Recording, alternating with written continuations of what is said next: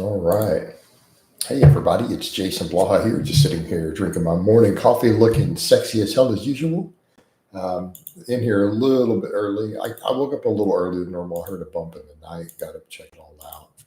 I guess it was a neighbor out walking outside his house on his phone because I thought I heard a voice out there, heard a bump. You got to get up and check.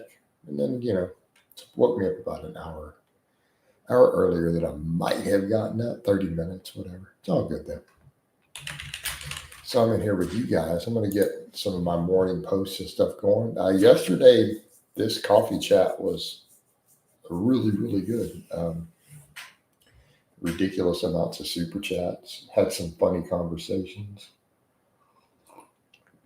Pretty much, that super chat was pretty much this year, I think, the most profitable video I've made all year. It's ridiculous.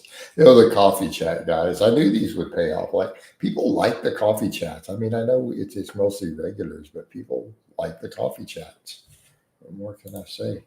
I think when I run them really long like that, I feel like this is at a point where even if I got super busy and wasn't doing too much with this channel, just the coffee chats alone, I don't know, they're like a fan favorite.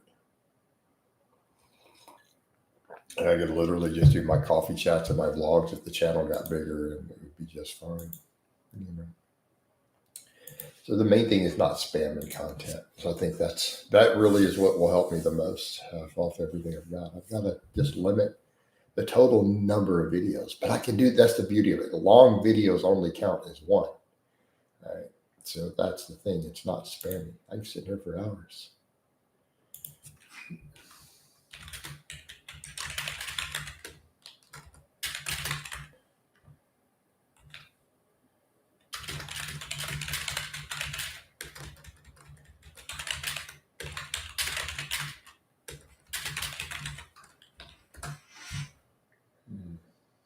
But yeah, so these tend to sometimes start off a little slow, but if they do,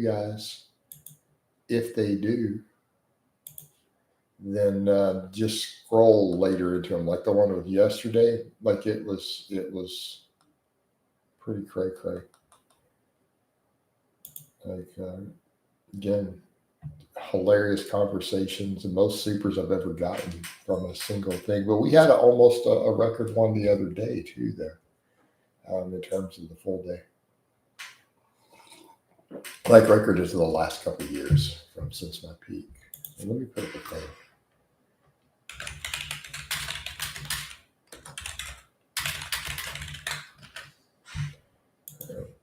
And then I'm going to make a few other posts, and then we will get over here to everybody.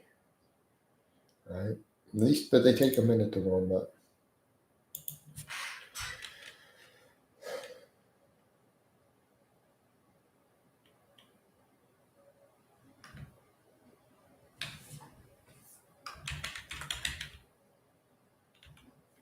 Hmm.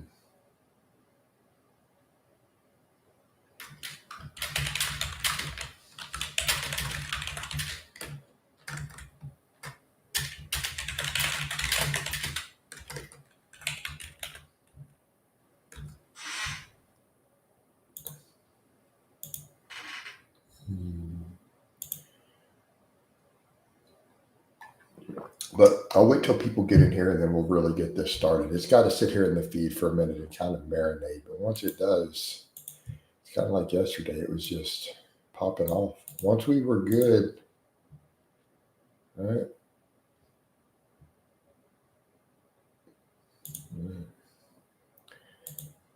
Once they warm up, we get some solid conversations, but they take a little moment. They take just a bit. So I'm going to make some other posts while we wait on that.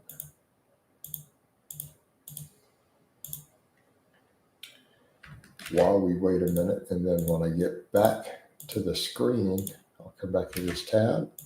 We'll see what we have.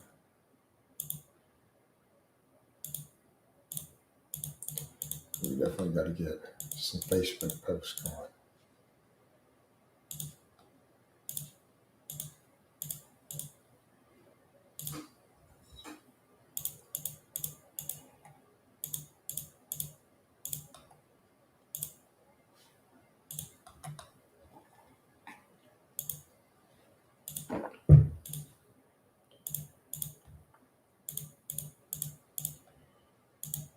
Peppermint was up in the comments 30 minutes ago saying he was going to catch this next one. So I think he'll probably see it pretty quick. Once people start posting, then it hits everyone's feeds.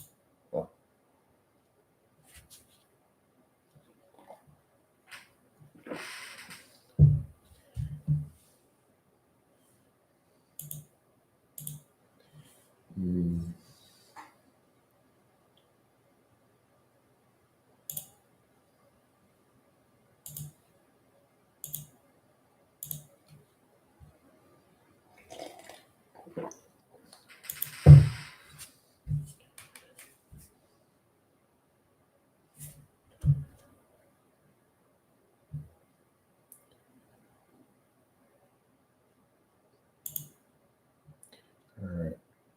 It's going to be a few minutes. I think once people see the other thing, it'll hit feeds. That's what people noted yesterday too. They were like, once the engagement started popping off in the second hour, it started hitting people's feeds. It was interesting. All right.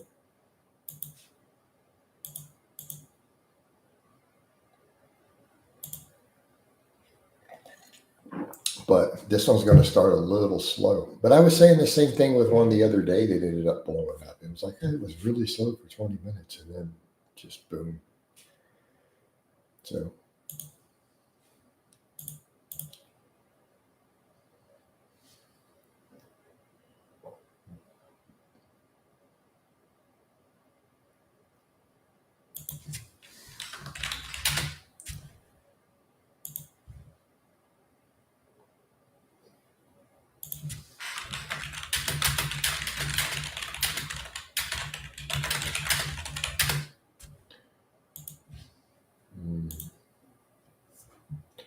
So to give it a minute.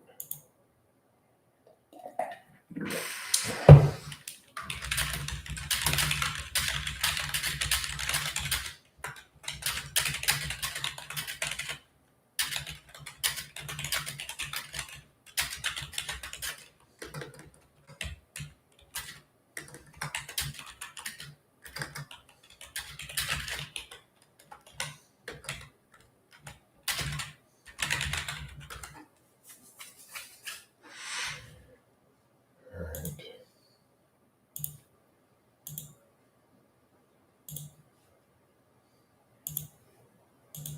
But I'm going to go get some coffee. I'm going to refill my coffee. I'll be right back, guys.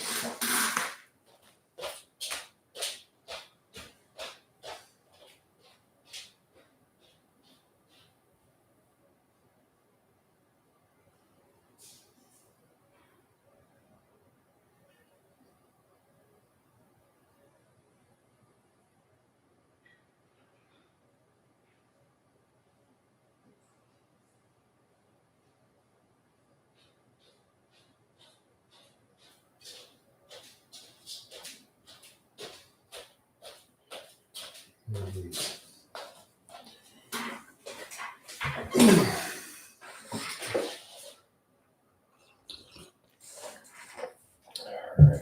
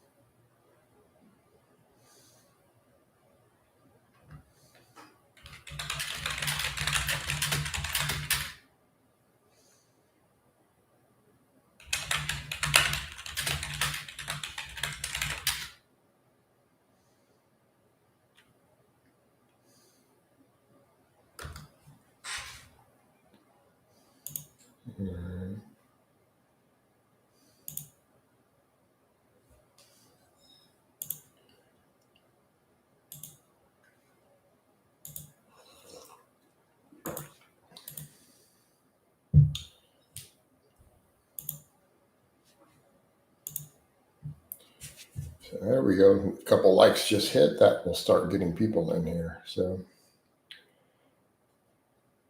never know. We're gonna get some of these, man. I get the conversations in the first 30 seconds. Sometimes it takes 20 minutes. I've had that happen in somewhere. It takes 20 minutes to get a comment. It looks like this might be one of those mornings. What's up? Give you a like, but got to go to bed now. All good, man. Hey, appreciate it, Big Ron. The like and the comments actually will start kicking it into people's feeds.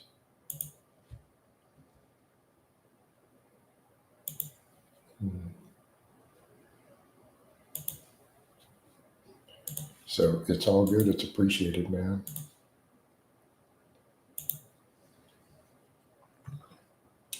Joel, what's up? Joel, how you doing, man? How you doing, Joel? I'm waking up. This has been a little slow. I'm doing some other posting and typing in between while I'm waiting on this to kick off. But like yesterday kicked off crazy in the second and third hour. I stayed in here over 3 hours and it just kept getting supers and comments, and we had some funny chats. I screenshotted a couple of them near the end. We went off into all sorts of diatribes about few dudes wanting to eat their house cat to, yeah, to the peppers. All right, talking about eating hot peppers and the problems.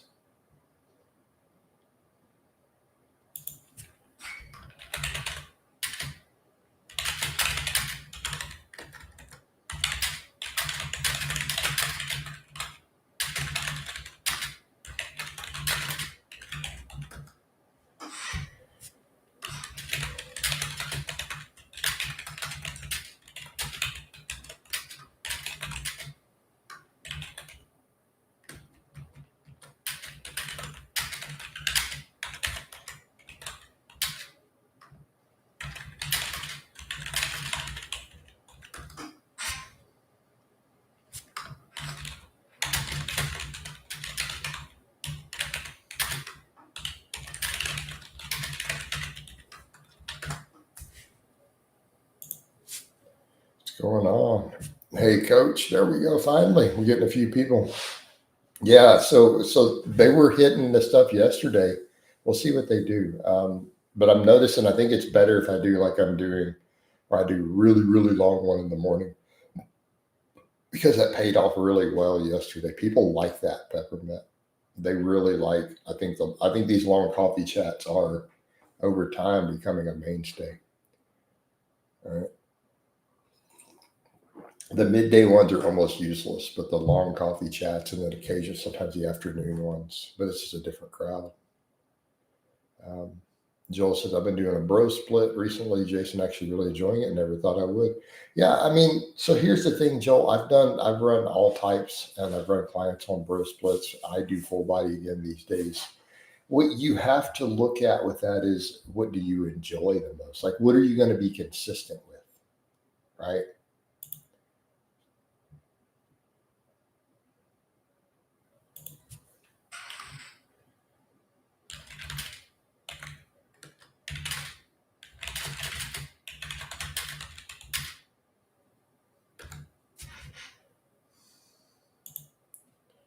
Yeah, these long coffee chats become fruitful.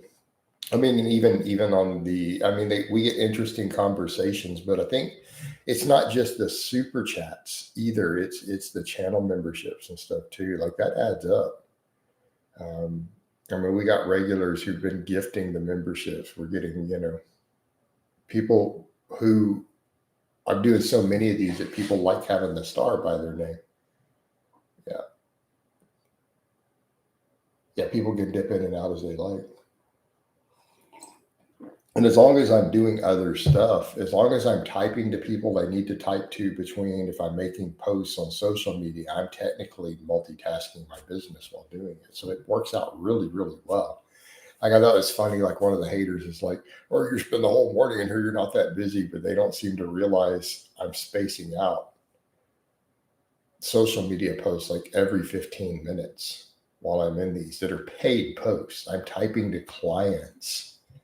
I've sold consultations in chats while in the middle of the coffee chats, like literally typing with someone sometimes, and hey, they want to do consultation. I'm setting up a consultation, sometimes typing while I'm talking to you guys. So it balances out really well. Like I'm finding it really is good for multitasking because I have to be at my desk to do it anyways. So all my messengers from clients pop up. Just like you guys are working and listening. Yeah, high rate of internal return. And then it gives me content, and the really long ones only take one content slot. Right? That's really the key also. Because I can't do a bunch of smaller content. It just kills my outreach. Although I probably do need to do a few more shorts. So do you guys get notifications for shorts, Peppermint? I don't know how those work. So if you don't get notifications for those, that tells me a lot of whether I can get away with many of them or not.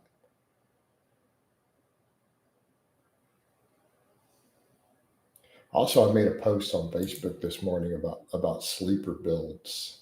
I saw a comparison, a guy talk about his sleeper build versus his other bro. Okay, good. So shorts are not taking those slots.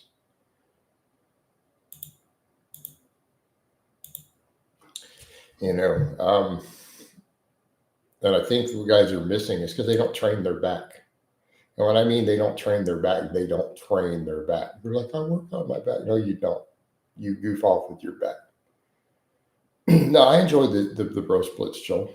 I get a lot stronger though with the higher frequency for me personally. But no, I mean, Joel, I like the bro splits for a while, but then I really kind of like, man, I really wanted to go back to my roots. I personally feel like I get better results running full body type stuff. But a lot of people get good results, bro splits. I mean, I got results. It's not like I didn't get anywhere. That's fair. But the other thing I'm noticing now too, I'm gonna run this experiment with the full body where I take all the direct arm workout. Because looking at my own training history, if I'm right, if any of these other researchers are right and Schoenfeld and co are wrong, then that would explain why my arms are somewhat lagging still behind. I've simply overtrained them. Because that's the thing. Exercise science is so horrible in regards to muscle growth that we have conflicting schools of thought with studies supporting it that both can't be true. There is no, hey, there's a middle ground. Right? There's no middle ground on it. It is literally one of these schools of thought has horrible data that's wrong where the other does.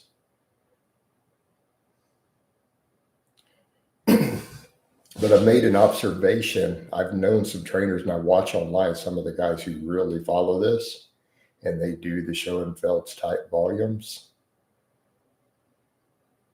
And it's very, very telling.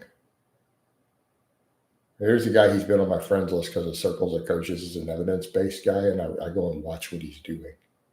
Because he's a good case, and I don't say anything about it. He's a good case study. Right? He's back and he puts all his training up right.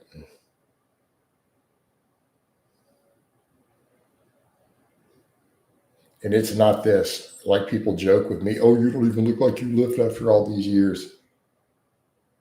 Because I obviously do.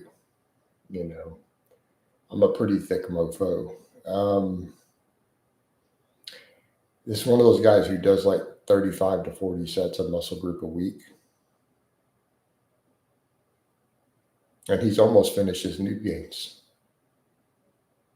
Bro, he's halfway through them noob gains, man, after 12 years and is a full-time certified trainer. Right? I figure he's got at least another 5 to 8 pounds of noob gains left, and then he's done with his noob gains finally.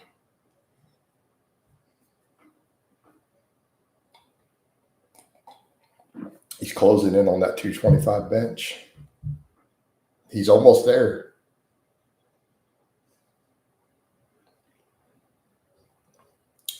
But he works every muscle from every angle. Like 35 sets, dude. I mean, like even his chest, he'll have barbell bench, incline flat bench, incline dumbbell, decline dumbbell, chest flies, pullovers. You know, he's pretty lean. I put him about 160 pounds, about 13-14% body fat. Could probably bench a little over 200, probably deadlift maybe 300 pounds, 315. He is a full-time NASM certified trainer. Been on my friends list for 12 years. You know what I mean? I've had some debates with him in the past, and I kind of laughed at some of the stuff. So.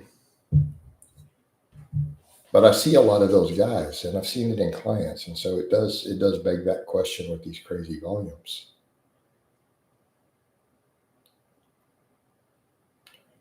So that's what you say about these certifications. But I mean, he is a personal trainer by profession. That is his job. So he's not a recreational, he's not one of these guys who works as a bartender or a waiter and then as a personal trainer on the side. Those are everywhere, by the way. I know there's tons of those when I was in town in Houston. It's a side gig.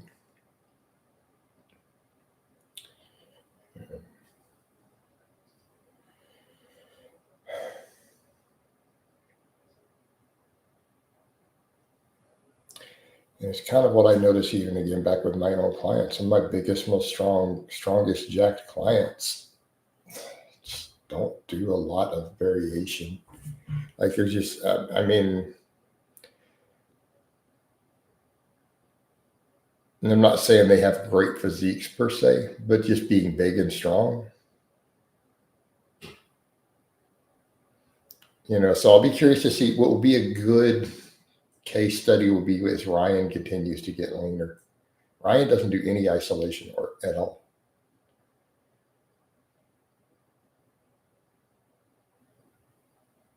None. Now he's going to have to continue to get leaner. He's lost, like you said, almost 100 pounds. So as he chips away, but I mean, he's big and strong.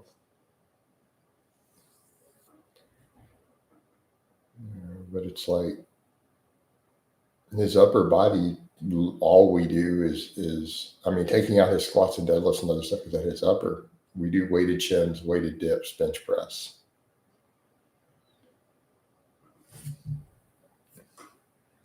And yet here we are, even coworkers and friends and family are telling him his chest and back and shoulders are just getting thicker while he's losing weight. I've been doing 9 to 10 sets per week per each muscle once a week, roughly 0 to 1 rep reserve and making great gains. Yeah, and that's totally workable, Joe. The arguments we get into, as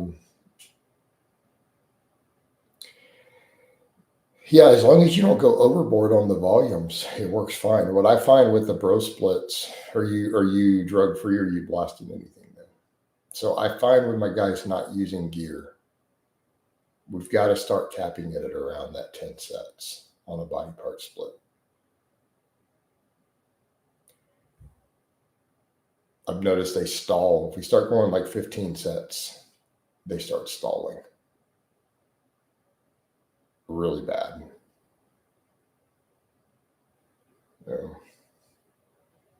In a single workout.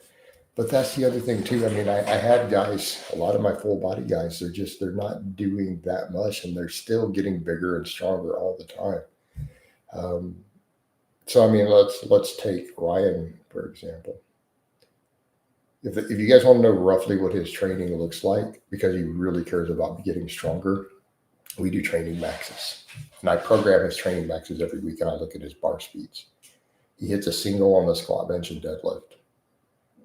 He supersets 3 sets of weighted dips with weighted chin-ups.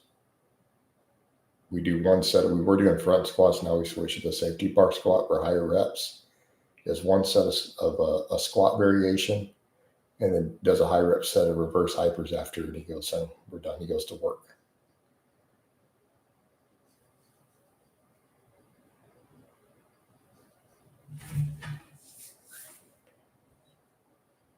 I mean, he's been cutting a year and a half, like 2 years, something like that. He's not maintaining or bulking at any point. You know, it's down to like 227 now. But he was up well over 300 pounds when he started cutting. He lifted. He was, had some muscle and some strength, but he was not fit. So, yeah, so that's your thing, Joel, as long as you keep the volumes moderated. We can argue about the improved frequency giving more benefits. But here's the thing. A lot of guys really enjoy the body part split training. And that's a point I made with some of that. I could make a good case for the physiology with the frequency. And I think we can. I think it is superior. But what if you actually enjoy and are motivated more training with the body part split? Is that intrinsic motivation? Yeah, exactly. So enjoyable it outweighs the physiology. But what if exactly. You're the example. What if you really, really like it? So what if you're really motivated to do it consistently and put in the effort? Psychological factors. Well, that's worth a lot. Man, that's worth a lot.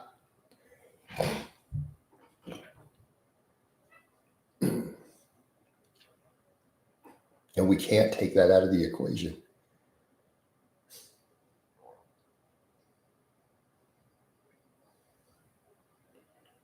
So,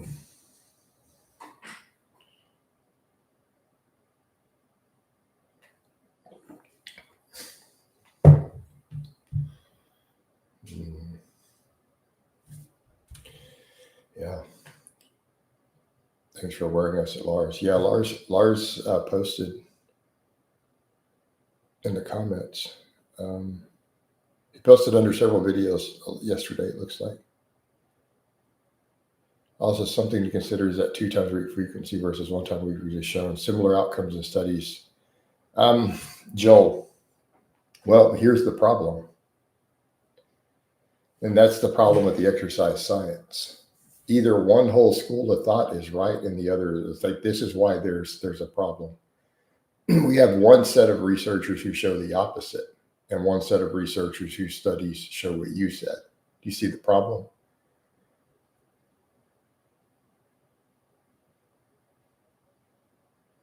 That's the problem with exercise science in the area. It's not a case of, hey, there's a couple of fringe people and the overwhelming, 50 years of research shows one outcome.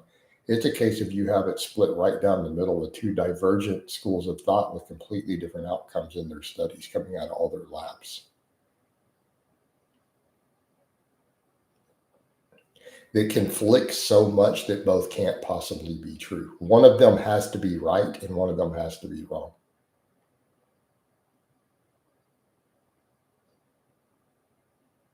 So the same schools of thought, so how does it happen? Because it's a really bad science. So you do realize, and I've heard this from other researchers, like people who have backgrounds in other fields, that basically said exercise science is a joke. They're like, it's a joke science. It's like, it's clown world. It's not real science.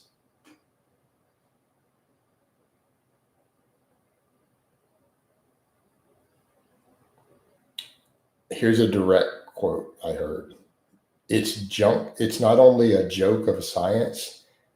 The studies are so bad you can't draw any conclusions from them. I heard a biologist say that who looked at it. He's like, all these studies are so bad, you can't draw any meaningful conclusions from them. He goes, if you even, and he said it mean, he's like, if you even try, you're probably stupid.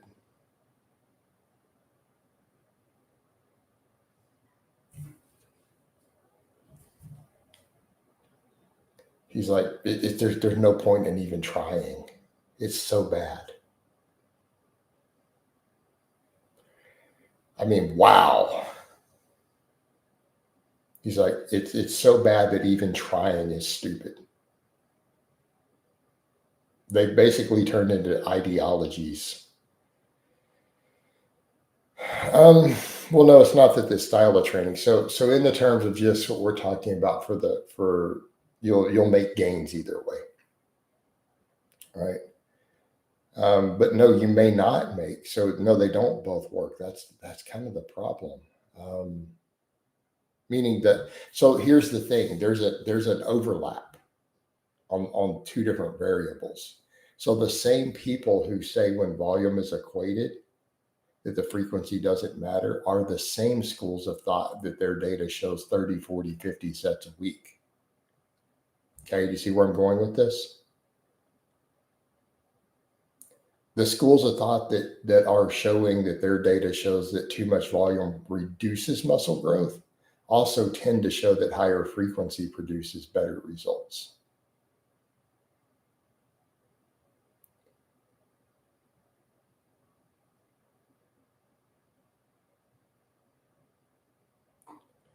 This is where we're running into problems. So if we were to take these same schools of thoughts, a lot of them are showing in some studies going over 3 sets in a single workout doesn't seem to produce any extra growth or such a tiny amount. Some of those same researchers, their studies show that when 10, 15, or 20 sets are compared, 15 sets produce less muscle growth than 10 and 20 produce less than 15. So we've seen studies like that, where the higher the volume went, the lower the growth. It wasn't just hey, you stopped growing. No, it literally killed your gains. So we've seen some studies going back about 20 years now, 15 to 20 years, from some of these researchers where when they studied this and they compared groups, like when they've done 5, 10, 15, and 20 sets per muscle group in studies and compared them, it didn't taper off, it dropped.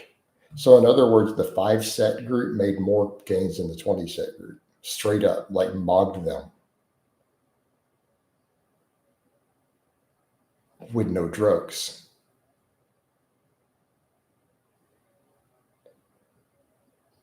Now, these were all done once a week. But in those studies, in some muscle groups, the 5-set made the most growth, and in some muscle groups, the 10 sets made the most growth. But the 15 and 20 both made less gains than the 5 and the 10. In those studies, so they noticed that it wasn't just, hey, you stopped growing, you literally got smaller. And you've seen Beardsley and some of these people point out that some of these studies on the higher volumes and some of this stuff with the volume and frequency, they're not accounting for intermuscular inflammation with the growth because they're such short-term studies and they're not waiting till the inflammation goes down. A lot of what they're measuring as muscle growth is swelling.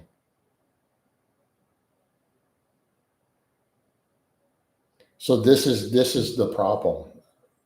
So how do we fix this? We can't. There's 3 basic problems with exercise science. Okay, there's 3 basic problems with studies on muscle growth of why it's a bad science. You ready?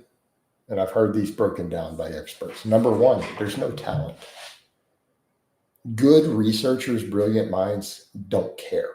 They don't go into this field of study.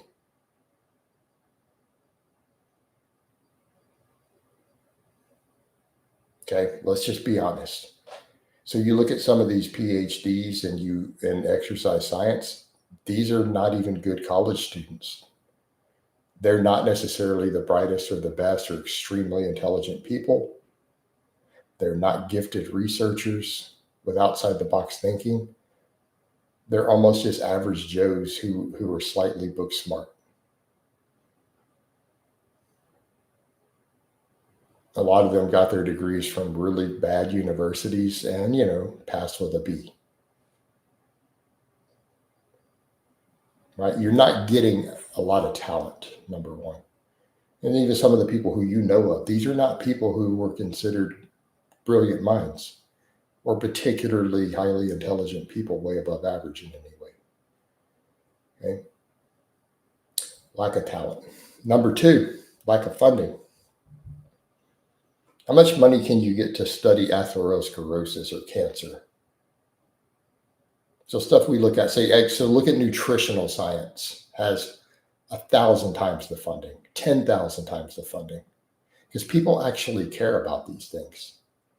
By and large, the world as a whole cares a lot more about cancer and diabetes and heart disease than they do your biceps.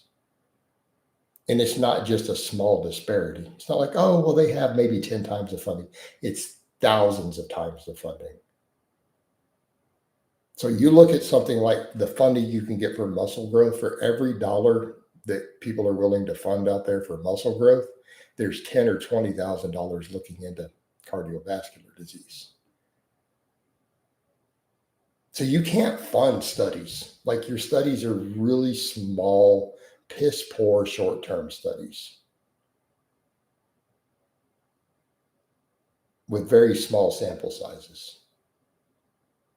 Number two, it's a lack of funding because really nobody cares. Do we really need a study to tell you how to make your biceps bigger? Is anybody going to donate $100 million to figure out how to make your biceps grow 20% faster? So Joel, can you think of any resources in the world who could gather $100 million in funding for a set of studies to determine how fast your biceps grow with different variables? Is there any interest in that? There is for atherosclerosis. Not can we make our biceps grow 20% faster versus another method? So lack of funding. Number three, lack of test subjects. So if you wanted to do any proper study on hypertrophy, you need a bare minimum of 1,000 test subjects. Has there ever been a hypertrophy study anywhere with 1,000 test subjects? Where are you going to find 1,000 test subjects? Even worse, lack of funding and lack of test subjects. Is 10 weeks enough to draw really meaningful long-term conclusions? That's not even enough to determine the difference between inflammation and swelling sometimes versus myofibrillar growth. You really think these 8 and 10-week studies are giving us good data? No, we need 1 year. We need 2-year-long studies.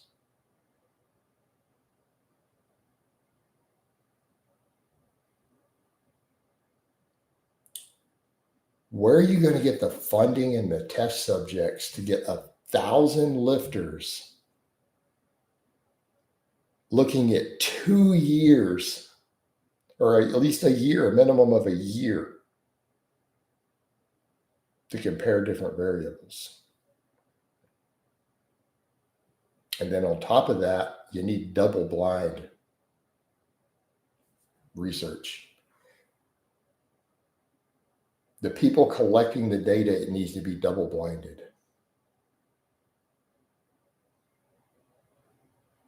Where are you going to find 1,000 people willing to run a scientific protocol with no deviation for a year straight in the gym?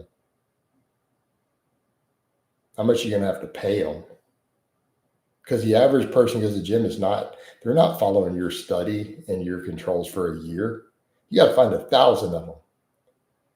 Nobody's volunteering for this. They're going to have to be heavily compensated. So let's just talk funding. People are going to want money. They're going to be like, I'll do it for $5,000 maybe. That's when you'd start have to pay test subjects for this. You are aware people get that sort of money in certain studies, by the way. That's not uncommon in certain medical studies for people to get thousands of dollars in compensation, by the way. And if you're wanting them to adjust their entire gym schedule and come in for measurements every month for a year, yeah, $5,000 is reasonable. So what is that? What is your funding for that? And this is before the equipment, the scientists, 1,000 people times $5,000. That's 5 million. Yeah, exactly. Clinical trials are usually paid, especially if you want people to, for a year straight, follow all your programming, even the programming is not working. Like, dude, I'm not making any gains in this group for a year. Right? See where we're going with this? And they're going to have to come in for measurements all the time. Bro, you're going to have to compensate them. And $5,000 is actually perfectly reasonable. So you're looking at $5 million just to pay the test subjects. Dude, nobody's funding this. Nobody cares enough. We know how to make people big. You need principally investigators who are willing to even take on the project, right? And nobody cares.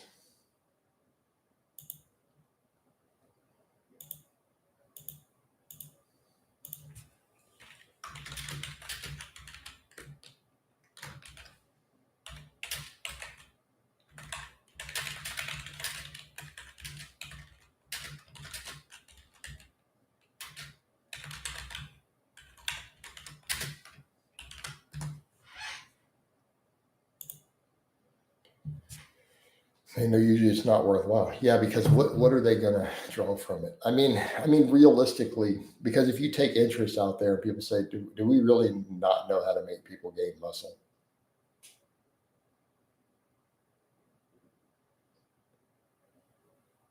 Like, is this some great mystery that hasn't been solved?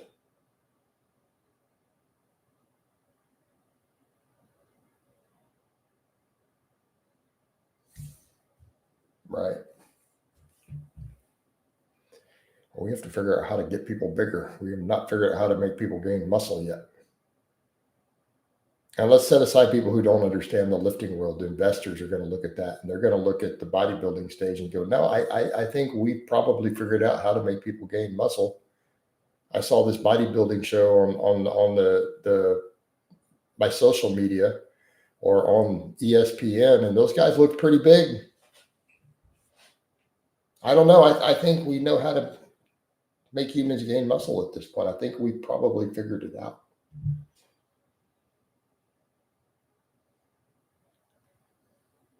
So then we've created this whole evidence-based industry then, haven't we? Boy, now that's something. Is it really a science or is it an industry? Because how many then of these researchers are all involved in social media outreach and book sales and coaching and monetized YouTubes and Facebooks and Instagrams? It's a business.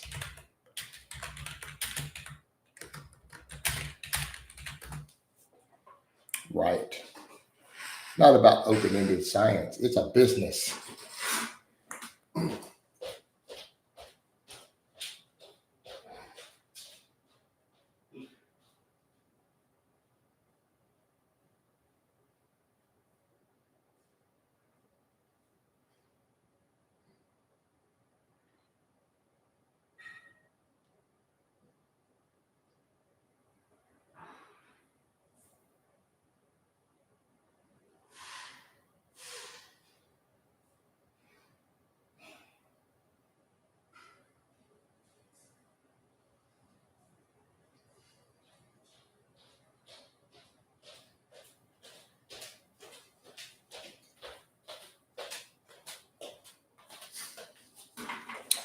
All right, we're back.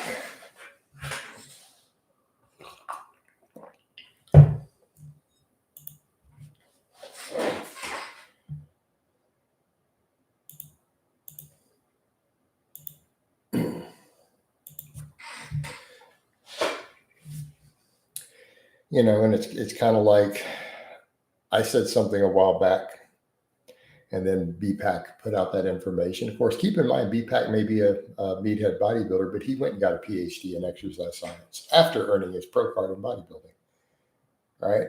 And then he put out that discussion a few months back, and I chimed in because I've said the same thing. I've told most guys, like, honestly, dude, if you just got really strong and weighted chin-ups and weighted dips, most dudes would have a pretty good upper body. And he said the same thing. He's like, but maybe sew some laterals in. It's true. It's true. And it's because I've been watching it a long time too. So I'm not only familiar with all the studies. I mean, I read these studies. Let me be clear. Even though I'm rolling my eyes at a lot of these studies, I still read them. It's not like I just say, oh, we shouldn't read or know what they're saying. No, we should know what they're saying. But I also know what the two divergent schools of thought are. And it's not like stuff where it's fringe things to do it. Like when we look into nutritional science, the people attempting to reject the cholesterol or the lipid hypothesis are a fringe, tiny fringe minority with financial interest, right? That's not the same thing as what we're dealing with. We're dealing with two very, very, very, very, very, very, very small circles of thought with minimal data and funding to determine anything, right? But we should know all that data. We should look at it. Where you say something like the lipid hypothesis, every decade the data supporting it has gotten stronger. So it's kind of funny. I'll get people who reject it who say, but if you keep up with the latest science keeps reinforcing it through different pathways. They keep coming back to it and realize, holy crap, those doctors actually were reasonably close 50 years ago. They didn't actually miss the mark by much. They were very much in the right direction. And so what we find is that newer studies investigating other stuff keep finding it. So that's what's interesting with something like the lipid hypothesis and the accumulation of arterial plaque relative to LDL-C being the primary driver. It's because we keep having studies looking at other things that keep finding it. In country after country after country. That's why it's such a strong hypothesis. And people have really spent a lot of money trying to debunk it. So this is a perfect example of something that you can look at and kind of take to the bank. When you have a hypothesis that was close but been refined over the decades, they found some slightly different, some flaws in it and made it stronger. You had large numbers of studies that attacked it and have tried to debunk it. You had whole social movements trying to debunk it. You have people in the fringe world and mainstream and nutrition world who refuse to accept it. And so they've pushed for more studies. Studies have been funded trying to debunk it over and over and over. They've come at it hard. And yet you keep finding more and more supporting evidence. Right.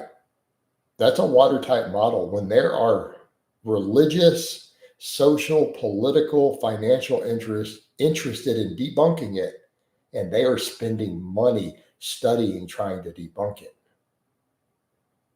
There are whole doctors who make their career writing books about it, trying to debunk it, who are making millions of dollars, right? There's a lot of interest in debunking the lipid hypothesis, and there has been for 50 years. It's been attacked over and over and over and over. And then what you keep finding is that studies looking at other things keep finding it. Like, damn, we keep finding this overlap in our statistics. It keeps pointing back to it. We're studying something completely different in our data. Diabetes research, epilepsy research, other stuff. They keep finding the link again, all the way back to it. That's a pretty watertight model.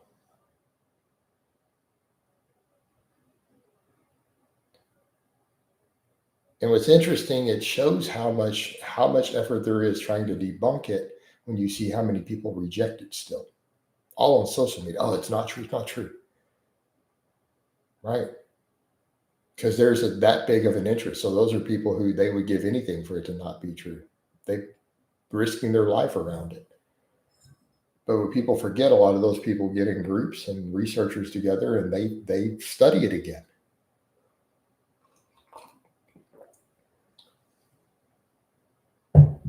And that's why I was saying this ketogenic study this year was a nail in the coffin for the lipid hypothesis. Like, we're done. That was your last holdout. Okay, let's be clear. That was the last final argument against it. Was, okay, it might be true, but we think there's an exception.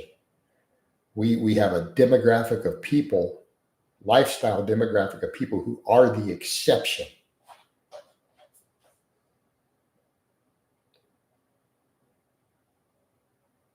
It's, the not all people argument, right?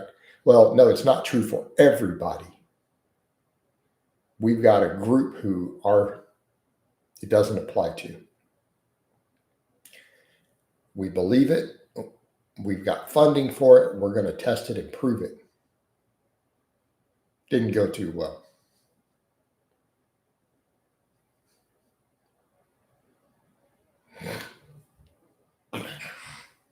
Now they're just looking like soldiers in order to continue fighting long after the peace had been signed. Right. That's the equivalent. Like, that study was the nail in the coffin. And you have nothing to point to. Like, that's the point.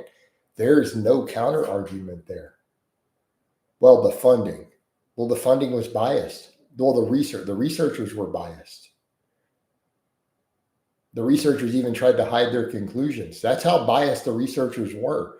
They hid the data until they were forced to release it because they didn't want the public to see it because it conflicted with their entire careers.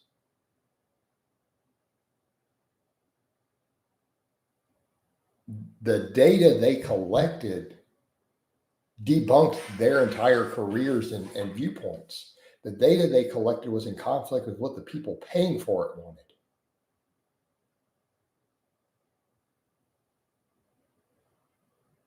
Okay. So you had a study to where they cherry picked genetically and lifestyle the perfect group for this to not apply to, with biased researchers, with biased funding, who attempted to even hide the conclusions. But then when we looked at the data, it was damning.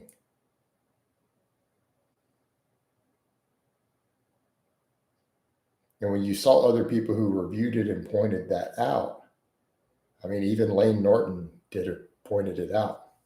And most people know we don't get along, obviously. Lane put up his interpretation of the data to show he's like, he broke it down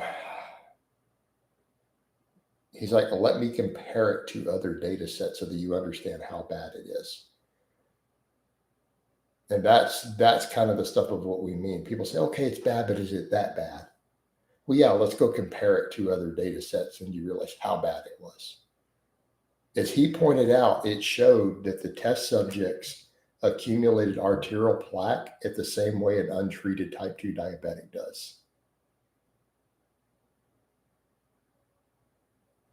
Let me be clear. Diabetics who are not being medicated properly, who are accumulating atherosclerosis, which is a major problem, they tend to give you heart attacks also. We're at that level.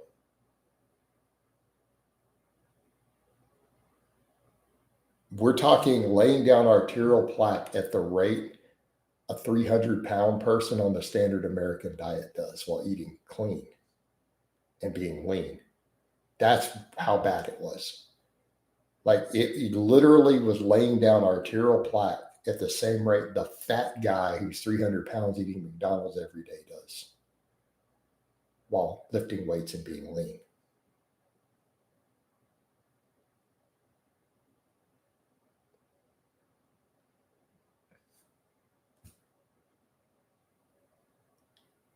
Which kind of, here's the problem.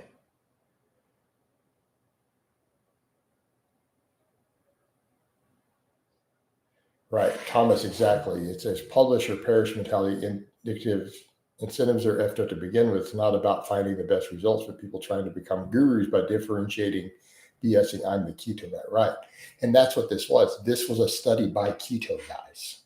funded by keto interests. Keto groups funded it, and the researchers were keto guys. They went out of their way to bias the study, and it came back making it was damning. And the data they collected was so bad, they tried to hide the conclusions. But the conclusions basically showed the lipid hypothesis applies to everybody, including fit people on ketogenic diets. They're like, well, ketosis will blunt it. Lifting weights will blunt it. Being at a low body fat will blunt it, right? All this stuff. Apparently it doesn't. Because we know which ethnic group is most resistant to it. I'll give you a hint. See the color of this cup? That's who they chose. White people are the most resistant, by the way. We're the most resistant to saturated fat and LDL-induced atherosclerosis. 85% of their test subjects were white males. 100% of their test subjects lifted weights regularly. 100% of their test subjects had normal BMIs with no insulin resistance or metabolic conditions. They chose the perfect cherry-picked group. White men who lift weights who are non-obese with no metabolic conditions. Bro, you can't pick a better group than that. They're like, we're going to knock this out of the park.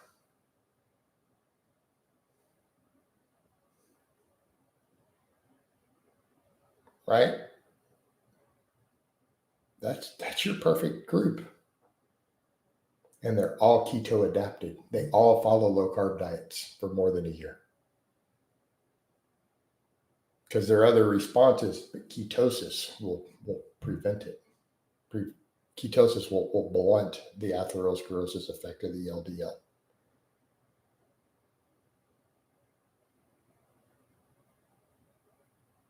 Keep in mind, none of these guys had LDLs looking like crazy Sean Baker or any of these guys. They were high enough that every doctor on earth would prescribe you a statin because they were averaging about 140, right? Anything over 100, your doctor starts going, we need to be talking about medication. If you can't fix this with lifestyle, we need to start talking about drugs. If we can't get this, anything over 100, they were averaging 140. That's high. Not the 200 or 300 or 400 like you see in the crazy carnivores. 140 is high enough that 90% of doctors are putting you on meds.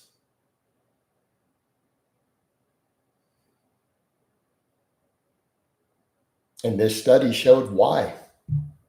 They need meds. If they're going to choose that diet, they need to be on Lipitor. They have to. They got to get rid of the diet or they got to do meds. They got to pick one. But they're 140. Their rate of atherosclerosis was some of the highest we ever see. Those men are all going to have heart attacks from this eventually. Like it's going to be almost 100% guaranteed looking at that, what we saw in the study. Almost all of them are probably having a heart attack in the next 10 to 20 years based on what we saw. But they're all physically active, fit, non-obese men.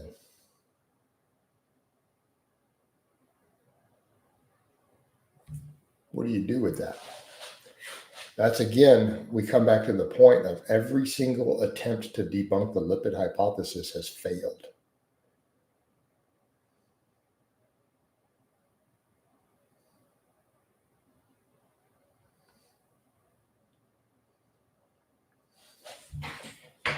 And there is a financial interest in debunking it. There's a whole industry that needs it to be debunked. A massive industry. So this is where we have to set our personal biases aside. Dude, I love beef. My family, generations of ranchers. I grew up on a ranch. I've worked cattle. Right? I love steak. I've got personal bias. But there's a point where you go, dude, this is fun. All this stuff, half of it's funded by the meat industries, beef and pork interests. And I'm not saying beef is not necessarily the worst. It's definitely not. It's not. But that's where most of the funding comes from, attempting to debunk it. There's a financial interest in this. There's way more money in beef and pork than there is in statins. Joe says, Jason, if I lock out my legs fast on deadlifts, but rely a bit of back extension to complete the rep, what weakness is that? It's bad form.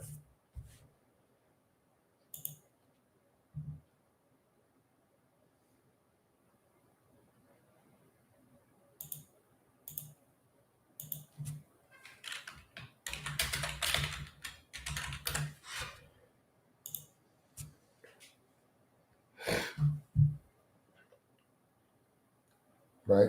That's not a muscle weakness. That's probably a technique. But I mean, I'd need to see it. So what you're describing may not be what I see.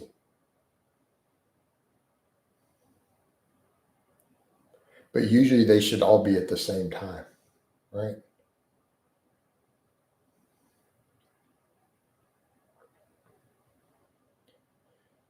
You know, it should be one smooth movement.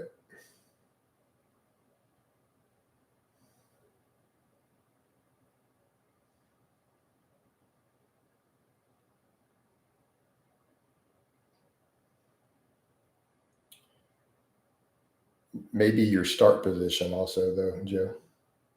So I would need to look at your whole setup and pull.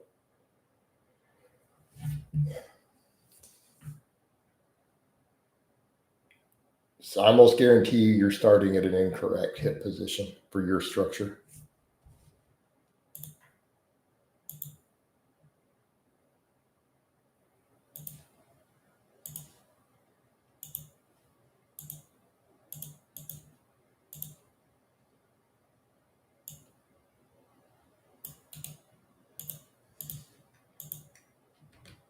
I got to do some posts here real quick.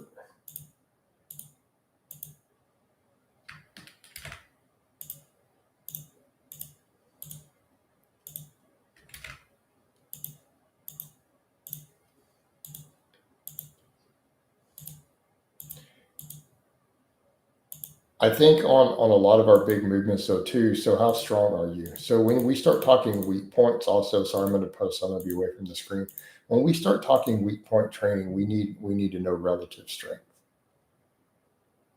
and because that's relevant. A lot of people worry about weak points who don't have weak points.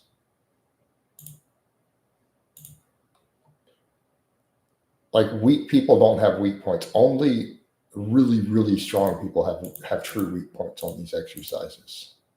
And that's a good way to look at it. In other words, if you deadlift 450 pounds as a grown man, you don't have any weak points.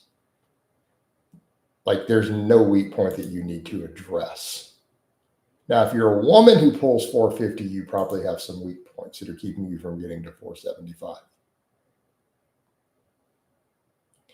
But I hate to have to be the bearer of bad news. The powerlifting world has not done the general population any services here, myself included. Because we talk about the weak points, but I don't think dudes are understanding. I'm not talking about dudes who deadlift 450, unless you mean for 10 reps, right? You don't have weak points, guys. You just need to get stronger. Weak points are, hey, man, I've been stuck at 600 pounds for 2 years straight, coach. That's a weak point. What is holding me back from getting to 650 or 700? Right? And that's where the whole idea of the powerlifting weak points comes from. So that's your context that people need for that. And again, the powerlifting world hasn't done us any favors with that, unfortunately, because it makes the average guy think that, well, they need to work on their weak points when they don't.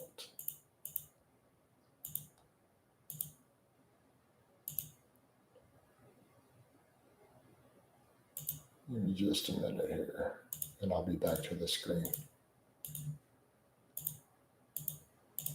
All right, so let me hop back to you guys.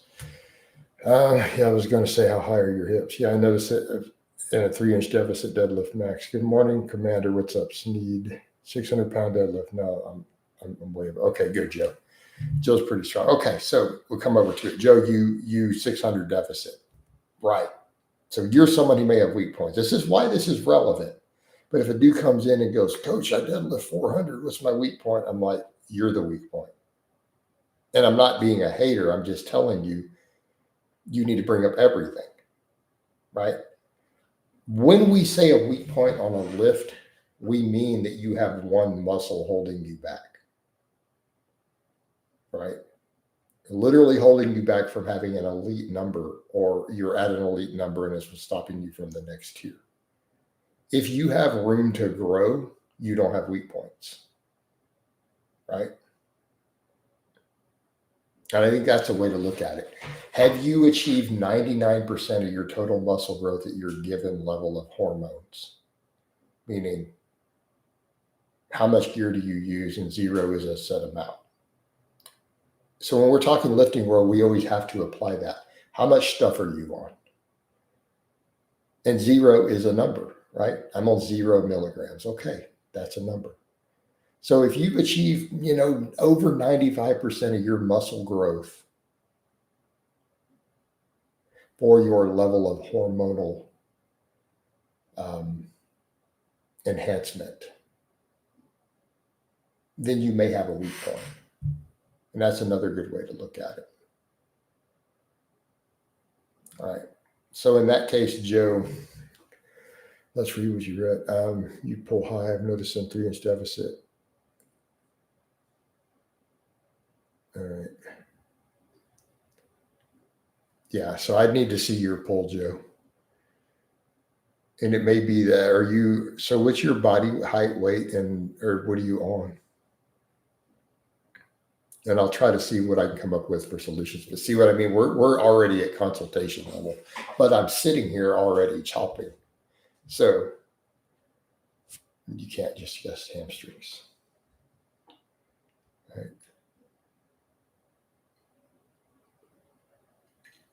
Because when we're looking at a pool, we need to start looking at, if we're talking squeezing every last drop, we have to start looking at stabilizers. Is there an inefficiency in your bar path due to a certain stabilizer that's weak? Because we're talking 600 plus. We're not talking about a 400-pound deadlift anymore. Joe, we're talking about a 400-pound deadlift, and we're talking about 600 and being stuck at 600. Man, I haven't been able to get past 600. Okay. We start getting to this level, it may not be a primary mover anymore. It literally might be a stabilizer that's giving you an inefficient bar path.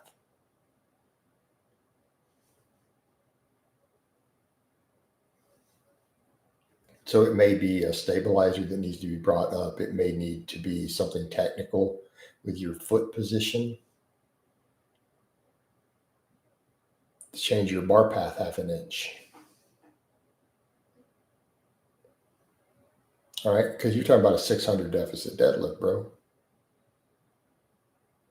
So we come over into those other questions. Height, weight, how much drugs are you on? That is relevant to this conversation. Make sense? Well, that's kind of relevant here. Yeah, and the coach is going to need the footage. Oh.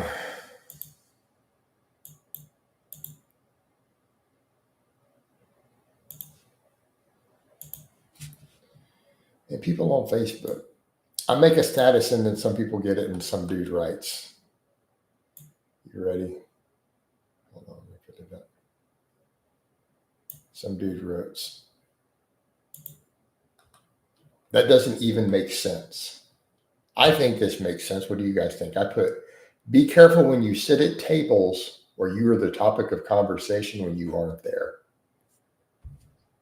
Somebody wrote, that doesn't even make sense. Like, really? You telling me that? Does anybody think that doesn't make sense? To be careful when you sit at tables where you're the topic of conversation when you aren't there? Anybody not understand the context?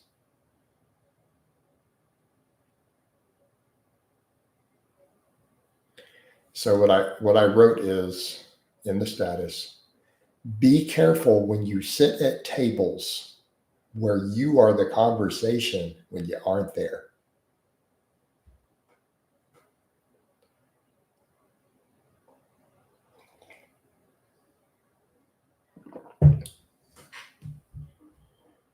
All right.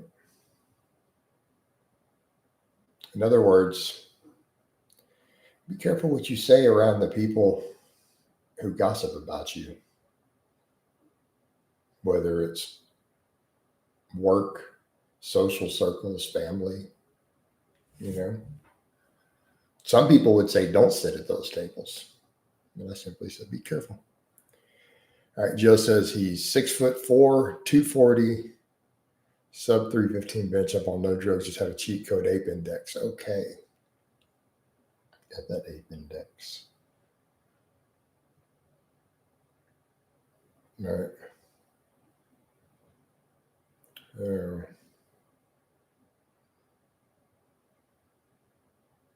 Yeah, you don't want to sit there with guys chat behind your back, right? Or be cautious if you do. So your issue is you locked first, you got the long ape index. Sorry, I'm closing my eyes, so I'm trying to visualize your mechanics. So I have height, you have the ape index, and I'm now visualizing.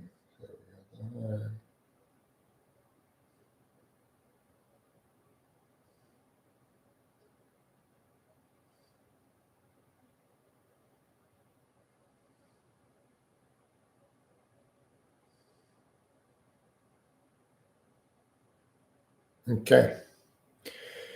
You need to find a better hip position and you need to work on your lats. Would be my advice.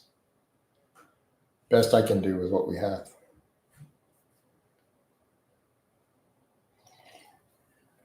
One thing with a friend circle, but being forced to be around people you don't like and then hearing them talk shit behind your back. Yeah, that's another thing too, isn't it?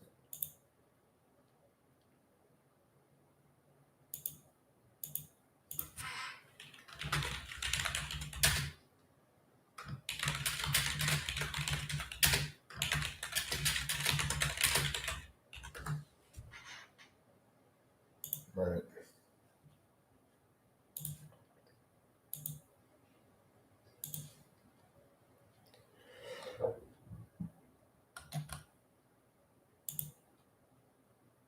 Yeah, they can. All right, I'm gonna be right back.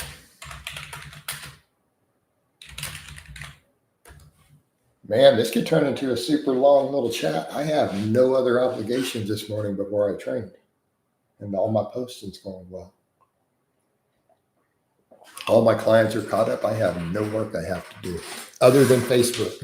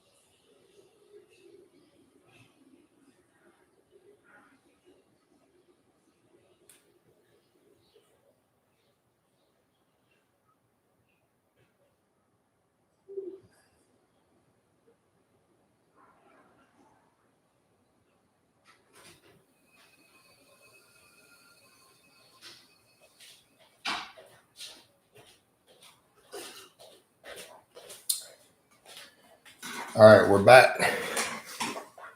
But that also tells us that I need more clients, right? If it's Monday morning and I have zero client work to do, I'm looking at my stuff. I have not one client who needs anything from me on a Monday. I got everybody caught up on a Sunday. Everybody was caught up yesterday while spending like 5 hours in live streams. That's a sign that I need more clients. That's what that means. I wrote like 7 workouts yesterday, updated 7 sheets, did a few the day before. Some of the guys I thought was updating one of them, like, oh, I went on vacation for a few days. I have like 4 days. I have 3 of my workouts still left from last week. I'm like, all right. So, stuff like that. One of my guys, we're good.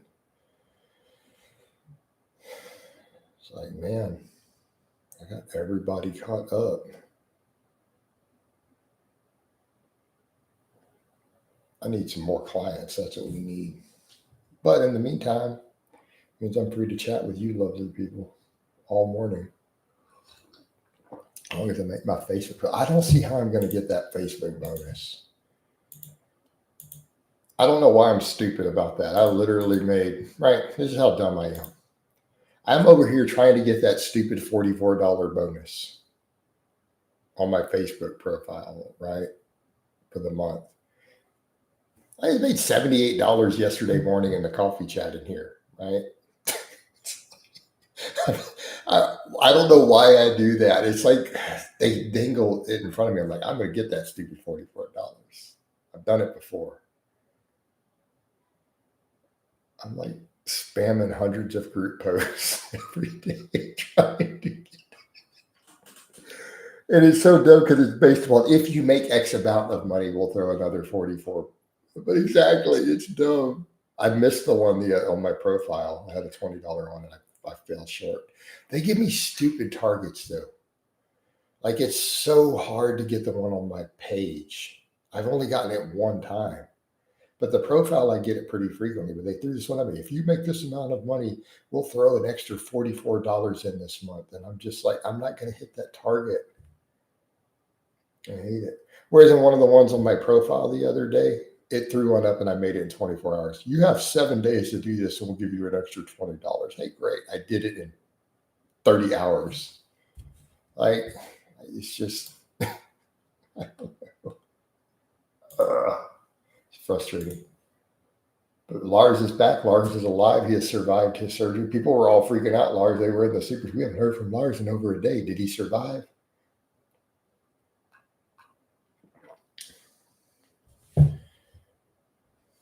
The live stream was fire yesterday morning. I got supers last night too, so it's not like everything was the coffee chat. But yeah, the coffee chats are turning out interesting. They're going to be a major part of this business model. Big up to Lars. But yeah, I need more clients, guys. I have no client work this morning. Everybody is 100% caught up. My entire client base, it's Monday, every single person is caught up. Ted needs another day or 2 off before I already gave him his sheet. He's like, no, I'm still beat up from competing. I need some downtime. Okay, take a couple days. Let's see.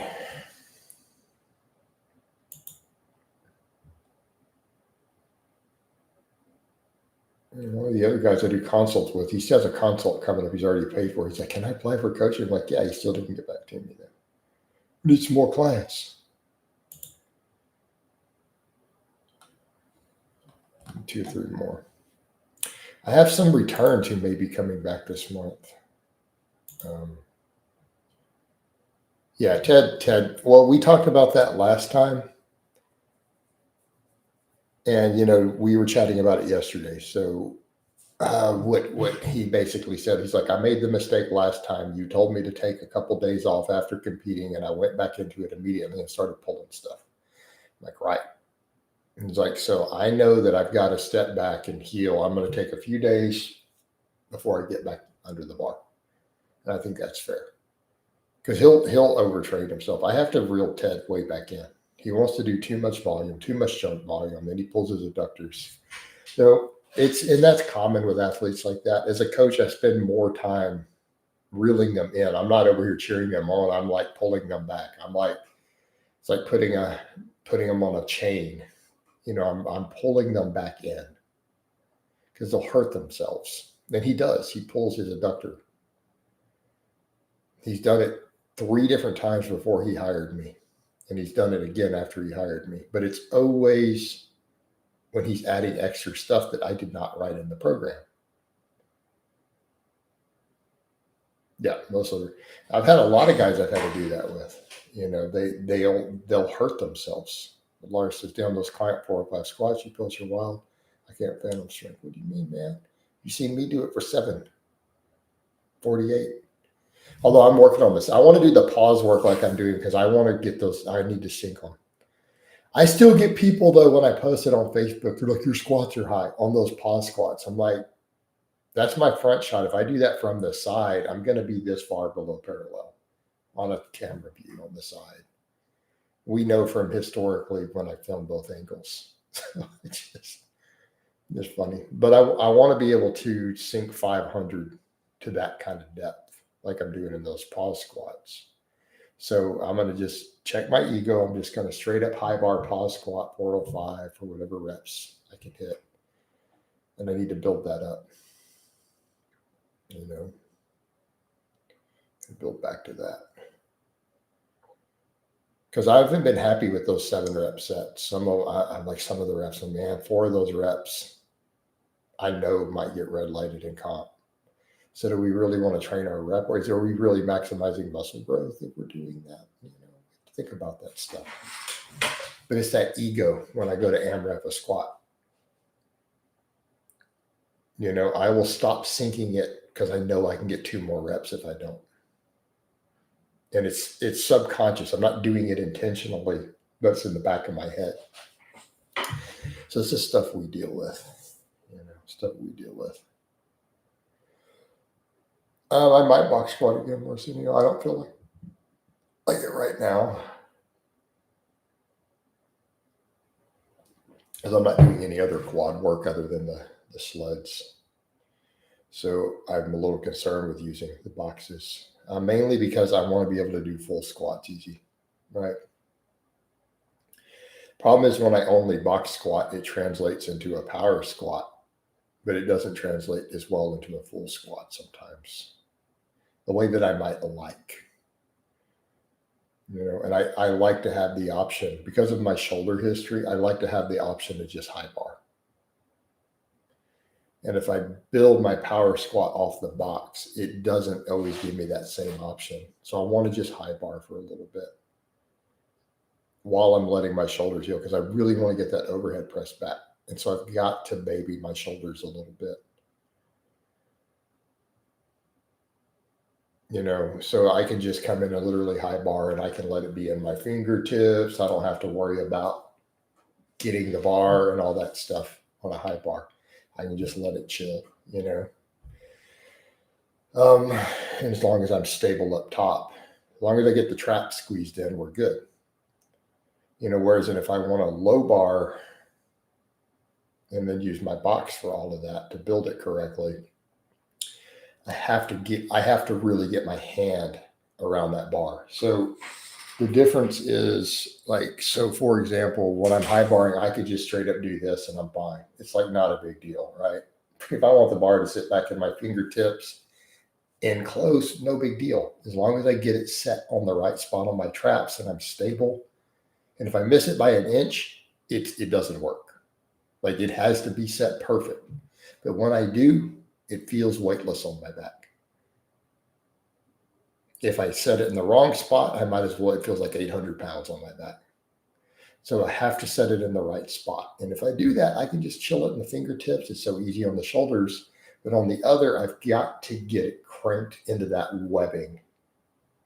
Can't be up here. You've got to get, even if we're rocked back, we have to get it in there and pull it down. So with the loss of the shoulder mobility situation, it's just so much easier for me to just come in and high bar, right? Instead of getting into that perfect position and then fatiguing my shoulders because I'm going to bench and stuff after, and then I'm going to try to overhead press. It's just easier. And it's not like I haven't hit 500 plus on a high bar before, right?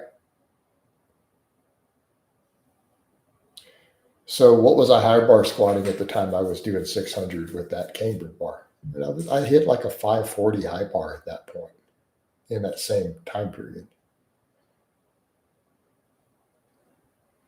You know, so if I can get back to where I can just straight up walk in and high bar 500, we're in a good place. Plus, that freaks people out. Like real lifters, like other lifters, they watch you walk in and high bar some crazy weight versus a power squat. They're like, "What, dude, just high barred that?" What? I did that in meet. I hit some of those state records. I walked in and just high barred them. What is the dude doing?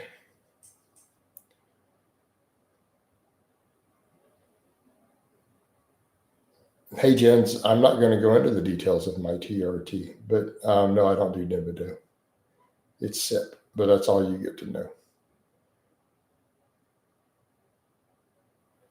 Lars, I love box squats. Got to admit, with safety bar, when I don't feel like squatting, box squats are for me. There you go. Yeah, it's annoying. Peppermint said, I love hearing this detailed insight on squat position, coach. I've gone back to basics, trying to sink every squat to the bottom and pause regardless of weight. So what a lot of people don't know, things I've been accused of, let me be clear. How do I say this? When I say that I'm honest in my stuff, I'm honest about things for my followers. Almost every lie I've told is purely to distract stalkers. So I think people need to understand that when I've told lies, I have told lies specifically not to fool my followers. I tell lies to throw my stalkers off. Right? I need them going down other rabbit holes to leave me in certain things I'm doing alone. So I think people forget that when I have been caught in legitimate lies, but I don't count them as lies. They're intentional to distract people who are obsessed with my personal life. And I've done a lot of that in the past. Absolutely. I don't count that as the same thing. So for example, when I said at one time, oh, I went completely off TRT, I'm completely natural. Do you know why I told that lie?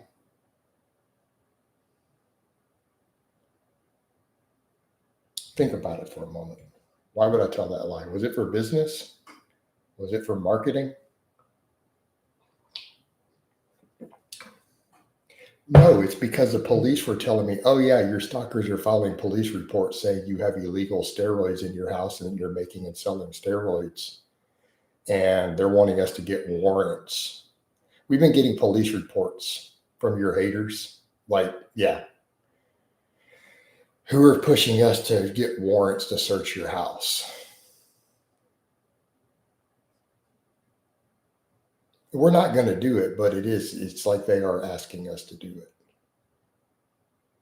it. So do you guys see why then at a certain point, I would just go, no, guys, I'm not even on TRT. I'm on nothing, completely clean, all natural. When you literally have haters filing police reports, trying to get them to get warrants for your house. So see what I mean? Then your official statement, full natty, bro. What do you mean? I'm not on anything. So that's literally why I did that back in the day. Whereas in then the public haters, oh, he's just telling lies.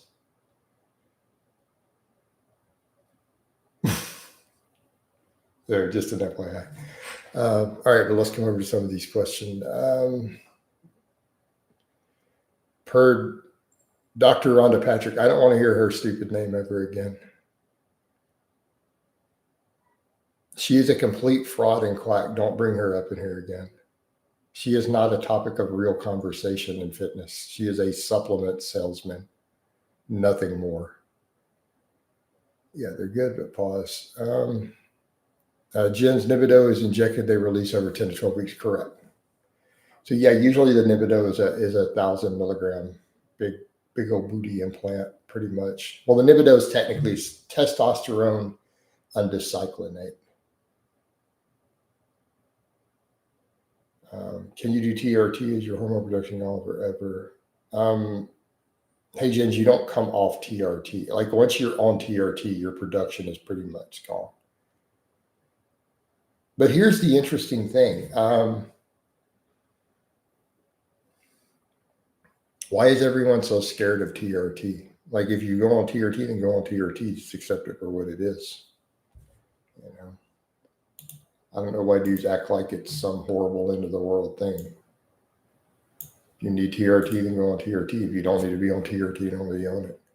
Pretty straightforward.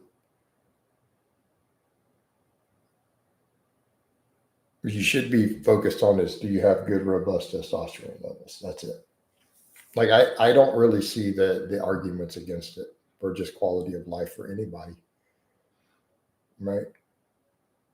If you don't have a great, healthy, robust testosterone level, go to your doctor and get a shot. That's it. It's very straightforward. That's how I feel about it, because to me, just the benefits of it are there. I think people obsess over, can they optimize production because quacks and stuff are trying to tell them they can. Well, you probably can't. But if your lifestyle factors are in order and your testosterone is still low, then yeah, you go to your doctor. Done. All right. Can you put that in there? I can never remember the non-nanogram per deciliter scales. I actually have to go convert it, because in America we don't use that scale you use. So I literally have to go to Google to find out what that means. We use a different reference range. So we use nanograms per deciliter here, and that's the range that I remember. For some reason, a couple European countries use a different standard, and I always forget the ranges. As he said, Nibido is very practical.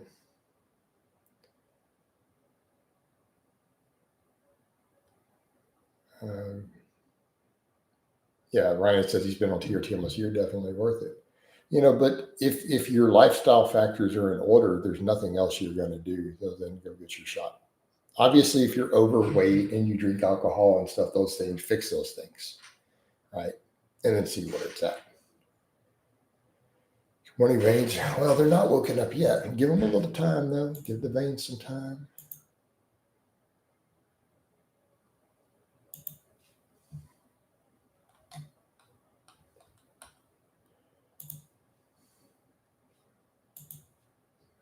Plus, it's cold. It's cold outside.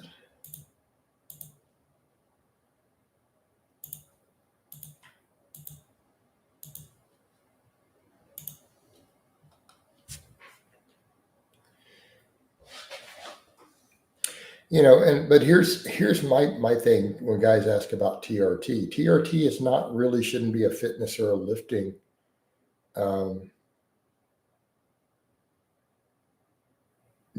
situation.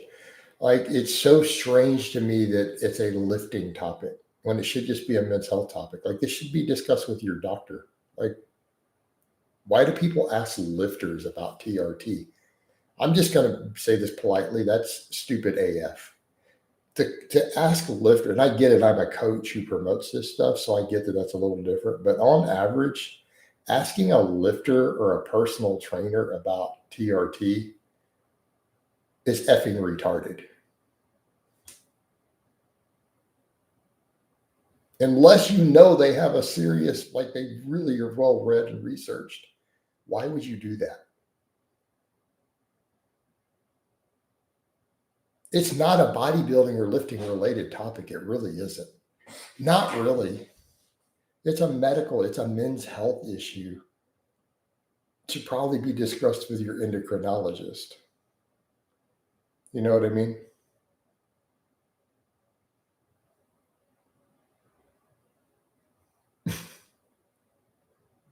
It's not like you're going to gain a bunch of muscle from it. That's where people have this strange idea. Like, oh, if I go on TRT, I'll gain 10 pounds of muscle. No, you won't.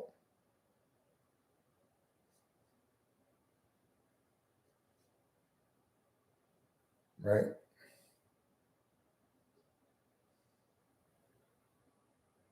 Jared, what do you mean? So this is exactly the sort of problem. Excuse my ignorance here, but does your body stop producing TRT? Your body has never produced TRT for good once you start taking it.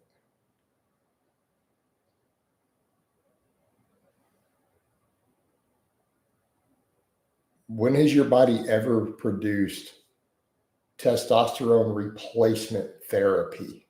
Nobody's body in the history of all of humanity has ever produced TRT.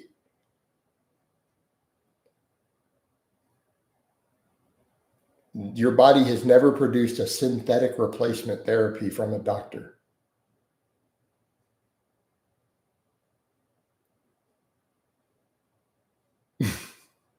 So, okay. Well, no, this is people use the wrong. It's not just you, Jared. Dudes have this. They use the word incorrectly. Which your penal testosterone cream, not gel. No, do you get the shot? It'd be so much better.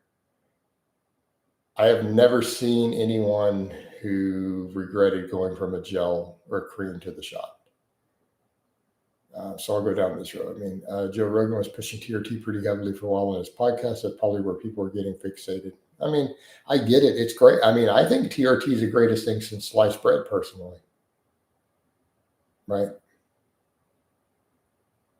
I think it's the greatest thing since sliced bread, dude. And we've had these conversations. I always know people's background when they say that they don't know anyone on TRT. Like, I know everything about you. So if you're an American and you tell me you don't know anybody on TRT, I know everything about where you live, your socioeconomic status of circles you hang out in.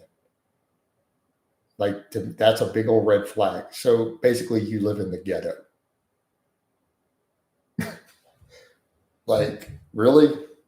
You don't hang around anybody with money. If everybody you know is not on TRT, you're not very socially upwardly mobile. All right, but back over to the point. I mean, that's a slight exaggeration. But so let's come over to, you're in the UK. Everyone's just on steroids from the gym. You're in a world where black market drugs are legal and they're accessible everywhere. And the doctors are reluctant to give it out. That's a different environment. Where I live, they're not legal, but there's a clinic on every street that'll prescribe it to you. Understand the difference. So, imagine if in the UK, all of a sudden, possession of marijuana or buying marijuana was 10 years in prison. But they would prescribe it for everything from depression to whatever. You'd know tons of people on prescription weed.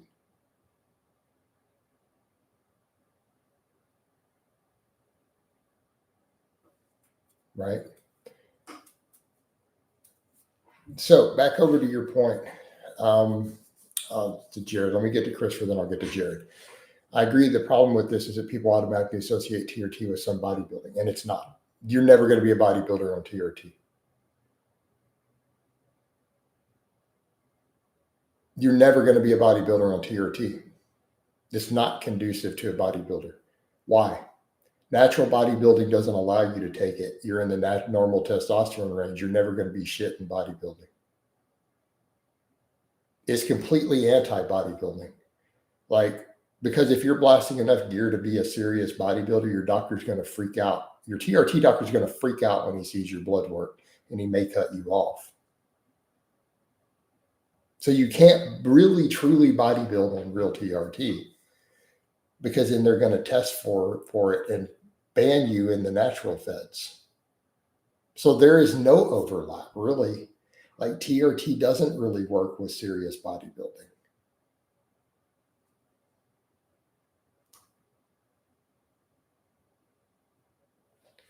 So it's a very strange association. So Jared, you're asking, does it cut you off? Well, you already have low testosterone.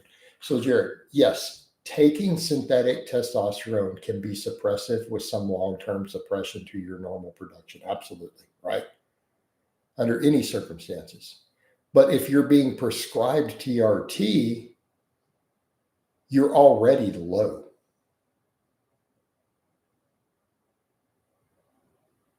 right? If you weren't low, what would be the point?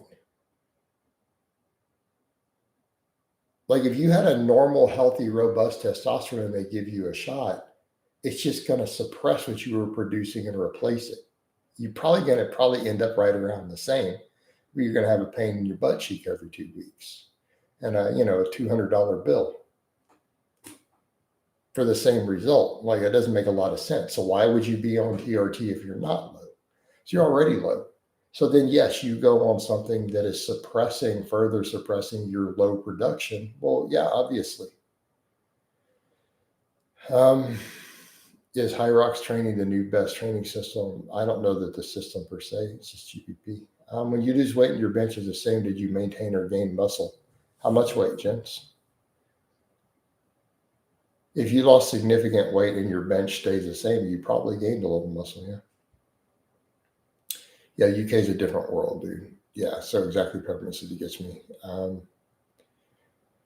You lost 2 kilograms. That's not significant body weight, dude. That's literally a big crap in the morning. I lose 2 kilograms when I take a poop every morning. I lose more than that when I sleep every night. That's not significant body weight. So for this equation, we don't know anything.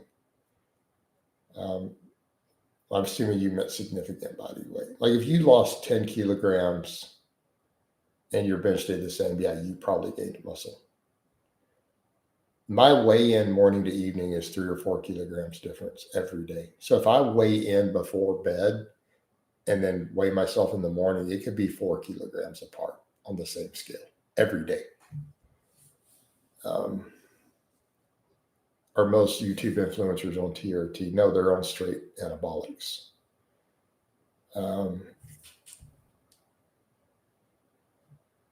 You're welcome, Jared says you have a reputation, knowledgeable coach with a lifetime of lifting experience and knowledgeable hormones, which is why I'm asking. I don't ever ask people. Thank you. You're welcome. So yeah, we gave you a detailed answer. No desert. Most YouTube influencers are cycling heavy doses of steroids and growth hormone. Exactly. They're not on TRT. So here's what a lot of them say. And I think this is where we come back to that point. So it's not reasonable to expect American influencers to tell you they're on gear. And I think that's a point people have to remember. This creates quite an environment. And the British people don't get that because you guys are not in the same problems, right? User amounts of anabolics are not illegal in the UK, right? Peppermint, you're aware of that, right? The police give it back to you. Standard policy. If you have user amounts, the police usually return it to you and they don't arrest you.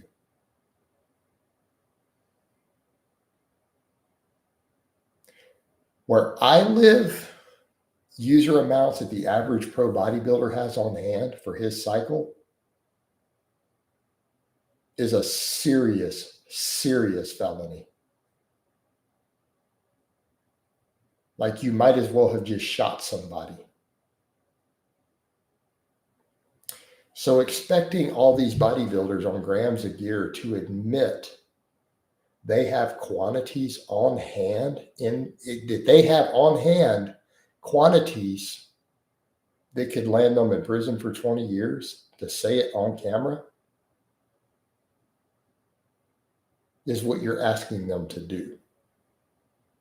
You're asking the fitness influencers who live in America to get up and say that they have enough drugs on hand to do 20 years in prison if they get caught with it. Is what you were asking them to say on a camera.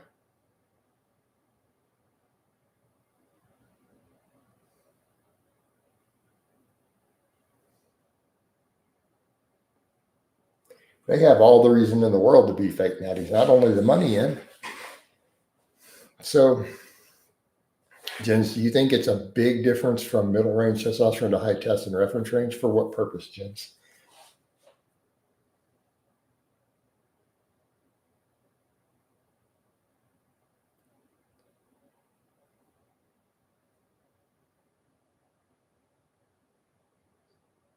So you can't ask me, do you think there's a big difference? Are you talking a big difference medically? Or are you talking about some other fringe benefit? You might get a little more drive. No, for better, probably not. I mean, maybe, but your fitness level is going to be a bigger indicator than that, right? Like, how fit are you? How well is your diet controlled? What's your blood pressure look like? Those are going to be bigger factors once you're into the normal range on like erection health. Now you go into the high normal range and you have really good conditioning and you're strong and good blood work. Well, that's going to be a game changer. And I'm speaking firsthand, right? But here's my next question with that. Do you have a partner on the same level? Okay. What's your girl's sex drive look like? So, I mean, I could make the case,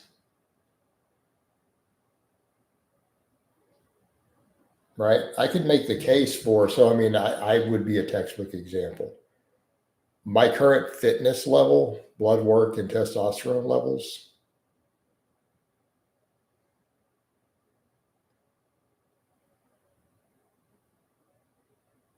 right? I'm going to be in that upper tier in terms of bedroom performance. Meaning ability to replicate, ability to keep going, right? Refractory period, so on and so forth. But here's the point I would make. If you're going to worry about those things, okay, great. The average woman is not up for that. So my then question becomes to you, if you want to focus on optimizing those things, what's your relationship look like?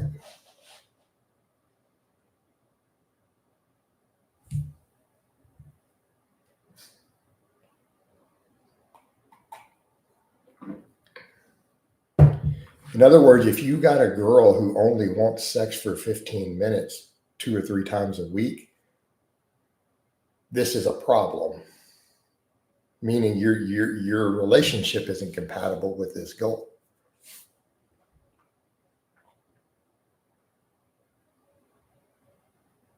So this is stuff that dudes need to think about when they're worried about this. Like, what sort of drive does your girlfriend or wife have? How fit are they?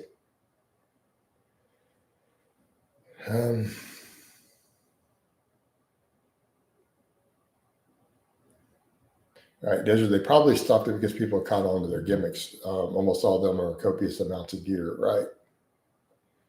Yep. And that's fair.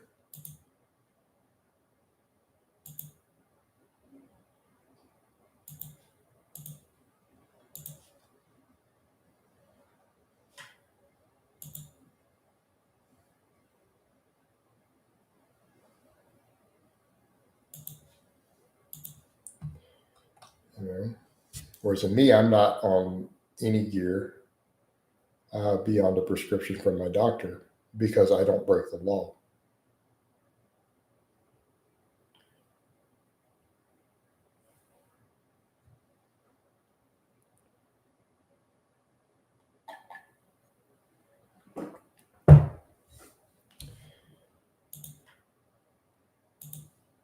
And I want to make that extremely clear. Coach Blaha does not break the law.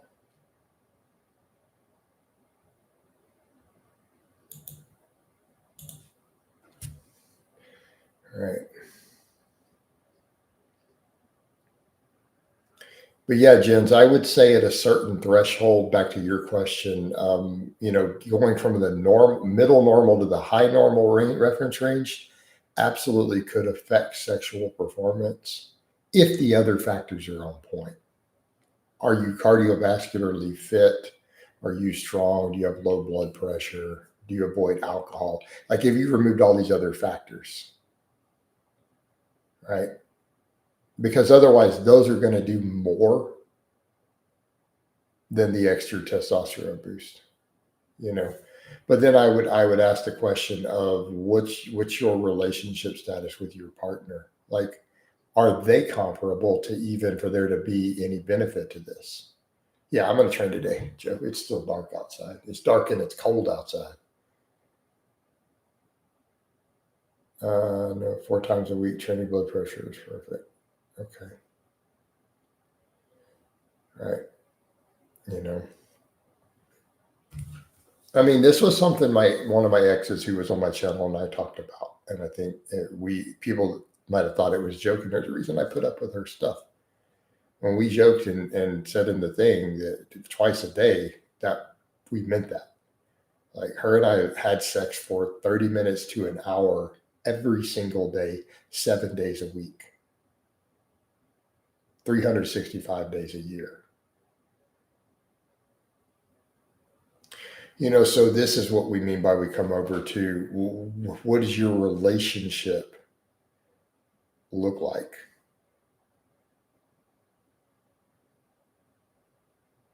So if we're going to worry about maximizing this, okay, do you have a partner to where there's going to be any benefit to this? Like, are you having sex 30 plus minutes a day every day? You don't have a girl just dating. So we come back over to how much effort are you really willing to put into maximizing this then?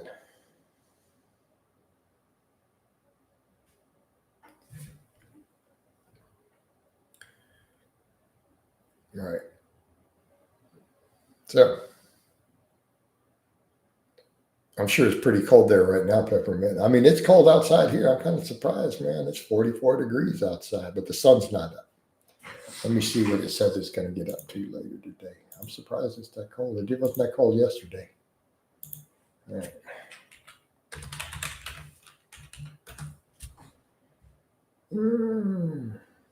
Well, it's not going to get super warm today. It's not going to go past, it looks like 61, but it's going to be in the 80s later this week. Like Wednesday. It's going to be 82, 83. Oh, Lord. So, yeah, it's to put in context for the Brits, that's in Fahrenheit. It's going to be a warm summer day, middle of the week here in February. Thanks, Jason. Maybe I go on TRT when you're 40. There we go. Well, how about you go on TRT when you actually need TRT? Plus, what country are you in? They don't always hand it out as easy in some countries. It's actually very warm for November. One downside of dating an older woman, right? It's in the mid 50s, early 60s. Next week it's getting cold. So it's going to rain this weekend. It's going to rain. We got a warning of potential fire weather. It's been a little dry lately.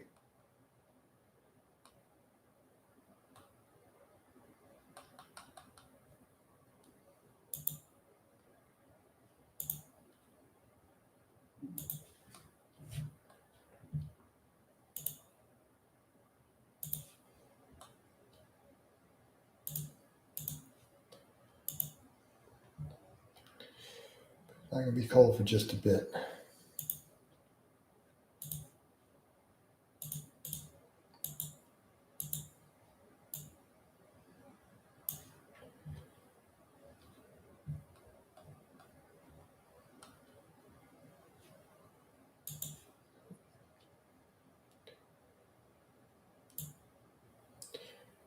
Not just yet.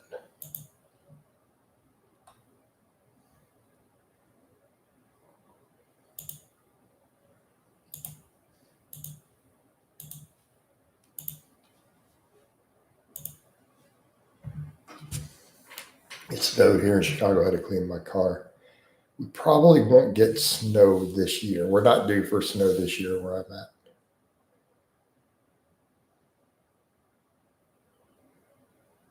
I know the people in other places are like, that made no sense. People who don't live here will have no comprehension of what I just said. We are not due for snow this year.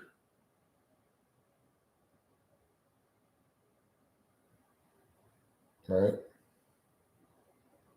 We had a snow day last year. That means we won't get one this year. I took pictures. They're up on my Facebook. We had a snow day last year. So since it snowed last year, we won't get snow this year. Like almost unheard of. 2 years in a row? No, we don't get that. Right. Well, no, not Texas. The south half of Texas. It's not typical Texas.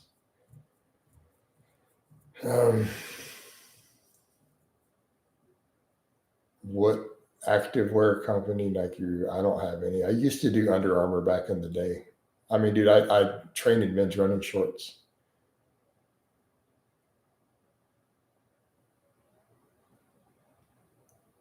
I mean, Michael Hearn says that he's natural in every single thing that he posts. So what's the definition of a natural, Mbasa?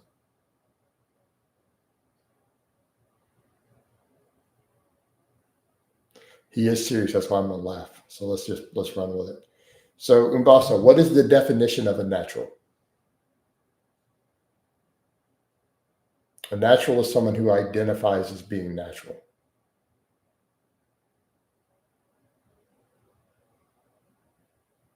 Michael Hearn identifies as being natural. That is the definition of natural, someone who identifies with and says that they are natural.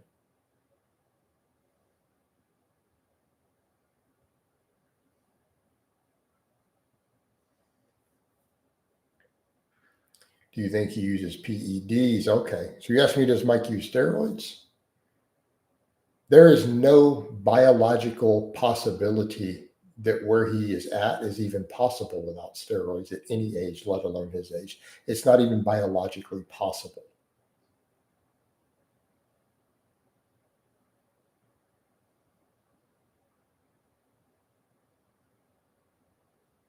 It is not biologically possible for a Homo sapien to have his body composition and muscle without steroids, irrespective of genetics. It's not even possible.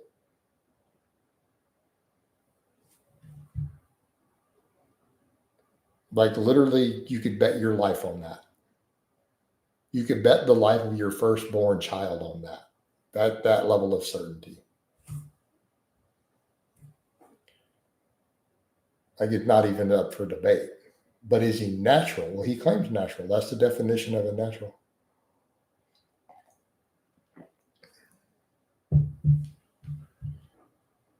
Now, does Mike train really hard and really smart? Yes. Is he consistent? Yes. Is his training and stuff dialed in? Yes. Is he genetically above average for these things? Yes. Very genetically gifted, decades of consistency. Right.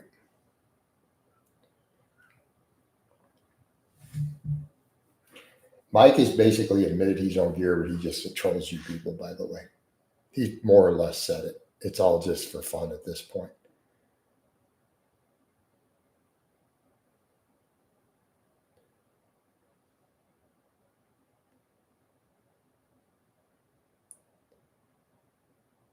I think technically anything beyond protein makes you non-nutty. I think it's fair cutoff threshold. Well, no, here's why, because supplements don't actually work, does it? Now, here's what I would say. Everyone who takes supplements wants to be on steroids. They're just scared to take steroids. Like if you actually believe that supplements worked and helped you gain muscle, you would be enhanced. Mentally, you're pretty much a steroid user. You're just scared to cross the line. But you want to be on steroids, or else you wouldn't take a substance you believe is going to put muscle on you. They don't work though. So I'm going to argue that psychologically you might be not natty, but physically you are because they don't actually do anything. None of these supplements actually help you gain muscle. Just an FYI, not really. Creatine to such a tiny extent that it's barely measurable, and that's about the only one. Yeah. But Christopher, that's the point. People believe they work. I'm good, David. How about you? But I think that's a fair point, guys. People believe supplements work. So if you actually think they work and you take them, are you still natty? Or do we still count it as natty because they don't actually do anything? They don't actually help you gain muscle at all. So if they don't actually help, how do we define it? But the intent is there. It's kind of like we could argue intent. I mean, we could have a philosophical argument about this. The intent is there to be enhanced, but you didn't correctly follow through with it.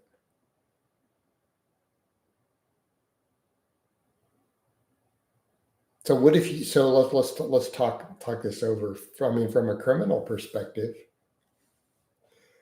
we would still charge you with a crime if you intended and failed to commit a crime because of incompetence.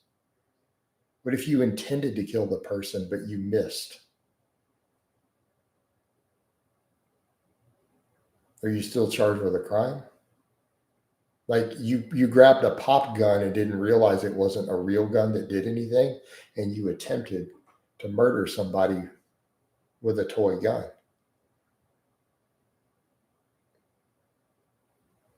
That's the equivalent of what supplements are. It's attempting to be enhanced, but taking something that doesn't actually work. I mean, we could make a case for that because someone convinced you it would, conned you, I don't know. So what if Boris the Blade sold you a toy gun and told you it was a real gun and you went and tried to shoot somebody with it? The intent is there.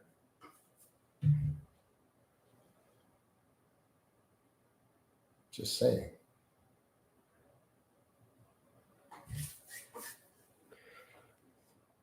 I mean, these are serious philosophical conversations that we could have.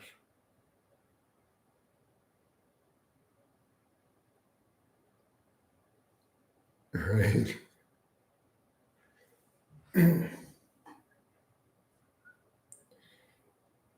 Right. Well, sure, you get the same results of protein powder from your food. Protein powders are a convenience, right? And we all understand that now. We didn't always understand that. There was a lot of clever marketing back in the day.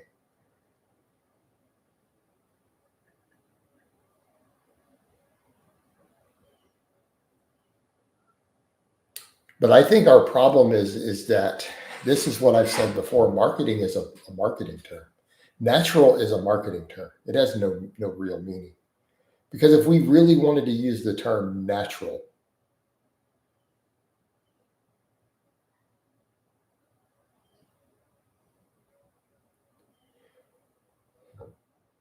but deer antler velvet doesn't work. So it doesn't work though.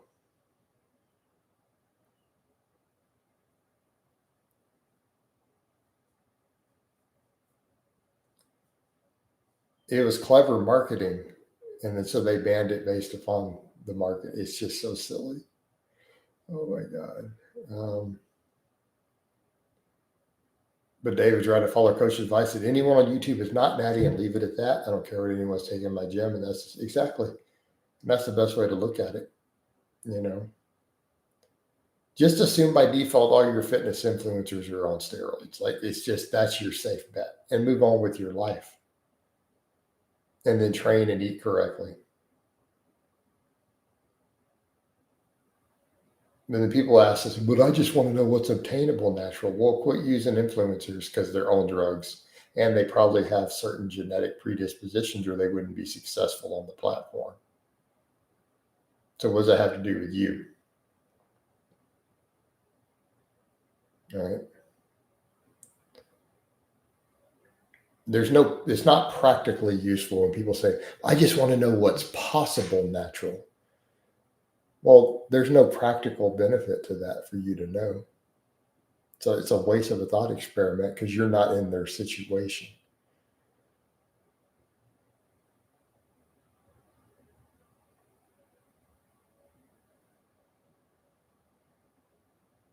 What are the micronutrient? But there's no benefits to deer antler velvet. It was a scam. People want to look enhanced without enhancing because they're uncomfortable with the risk of being on gear. Well, that's what Photoshop is for. And plenty of your influencers do that too. I don't, which is why it gets comical. People will throw insults and not realize that's all well and good till I go stand next to your influencer and people go, oh shit. So, well, that's what Photoshop is for then, man. You just want to look enhanced. Little Photoshop, little AI, that'll sort it all out. So,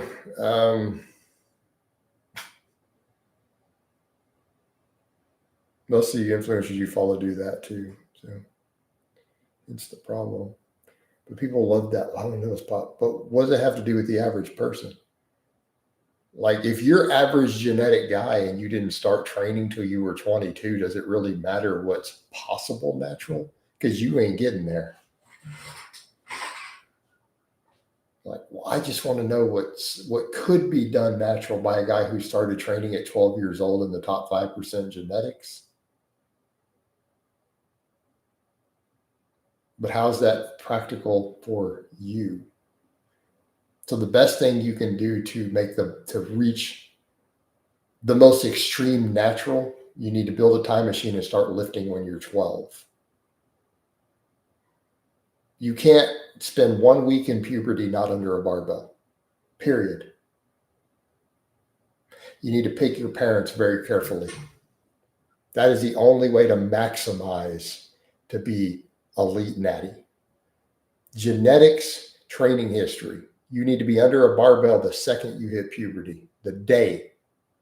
Don't miss a single week.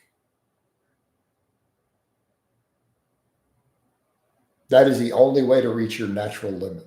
To reach the limits of what's possible natural, you cannot have an entire week of your life post-puberty not under a barbell for your whole life.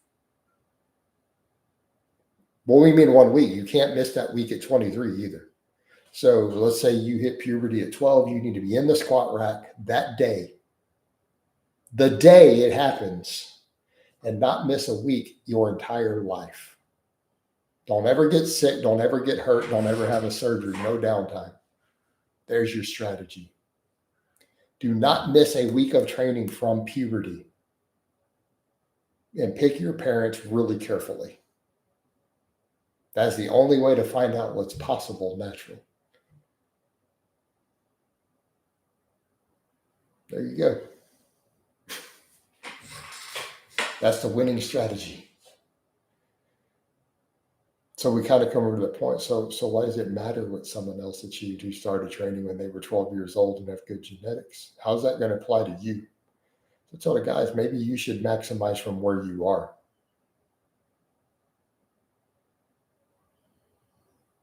If you go harder, you better find a gym where you can replicate your training. Absolutely.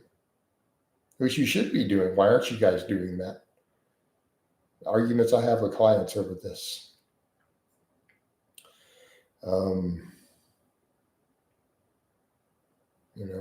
So if you're not going to do all those things, quit worrying about what someone else might have done. You need to be worrying about where can I get with who I am from my starting point right now.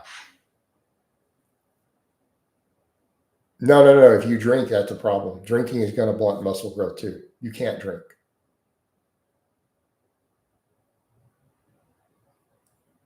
Alcohol is the opposite of steroids. Alcohol has been proven to negatively impact training and muscle growth. That's been shown in the lab. We know that happens.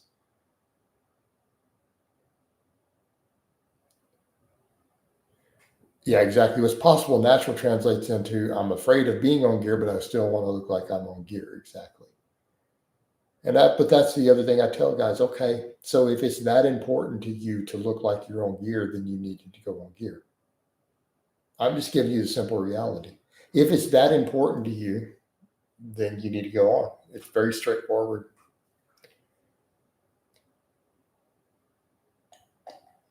It's not like there aren't 37 guys at your gym already on, FYI. So if it's that important to you, then you need to just do your research and go on gear. I'm not judging. I'm not judging, but don't pretend that you want to be natty. So if you want to use gear, go use gear, fine. It's like when I had some guy say, if I wanted to make it in serious bodybuilding, well, the advice I'm going to give you, I would never recommend a person do. So here's would be my advice. Don't get involved in serious competitive bodybuilding would be my advice. However, if you have decided that that's the most important thing in your life, and if you do it, it better be the most important thing in your life. You've accepted you're going to lose 30 years off your life. You're going to die younger, way, way, way, way, way younger. You're going to mess your body up. That's just accept that. So when you make that decision, you've accepted those facts. So if you want to make it really serious in bodybuilding, you can't wait till adulthood to start blasting. You think Flex Wheeler waited till he was 18 or 19?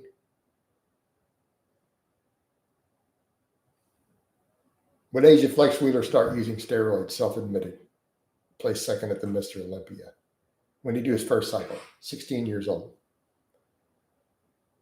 You want to go to the Mr. Olympia stage, you can't be waiting until you're 23. You can't be waiting until you're an adult. Now, it cost him a leg. It cost him some kidneys.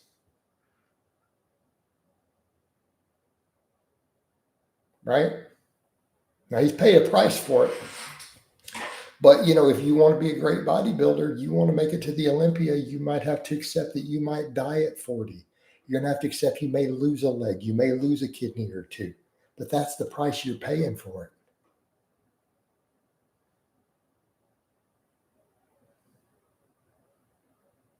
Right? You accept that. When you say, I want to be a really serious, great bodybuilder, it may cost you a leg. Did you see Jake Cutler as a teenager? Insane genetics.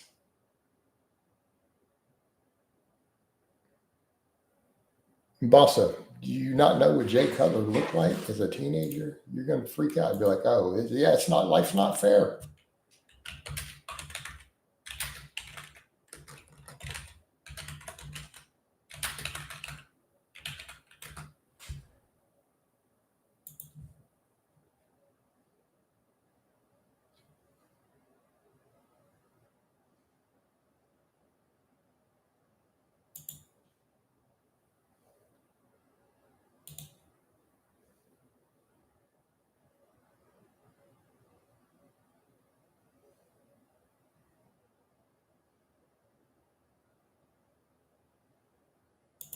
All right, let's see if we can make this work.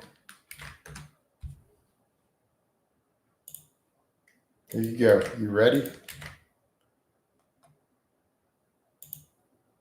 There's Jay Cutler at 18 years old.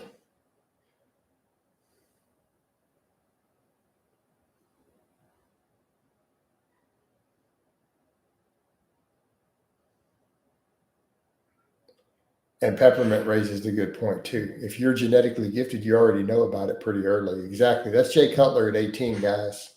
How do you know if you're really genetically gifted? You don't need to ask the question.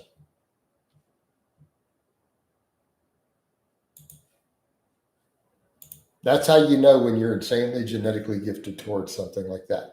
There you go. That's Jay Cutler at 18. That's how you know.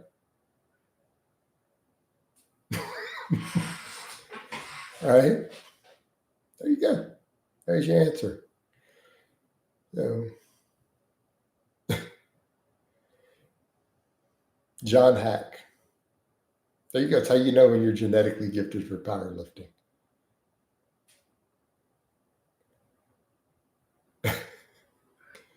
Here's how you know that you're genetically gifted to be one of the greats in powerlifting. So, David, you want perspective what he looks like there at 18? He's mogging me. He's bigger than me right now in that picture, straight up. Oh, and the comments I get walking down the street, So, we're in the grocery store.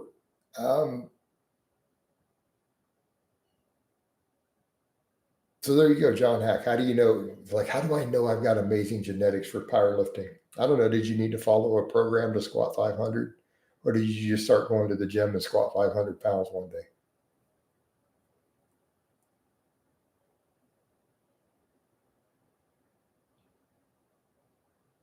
Right? So are you 180 pounds and started working out, and a year and a half later, you hit a 500-pound squat before you heard what the term, you'd have never heard the word periodization yet. That's how you know. Right. There you go. Of course, we joke that I've got the worst genetics in YouTube fitness. You guys know how I reached a 405 squat?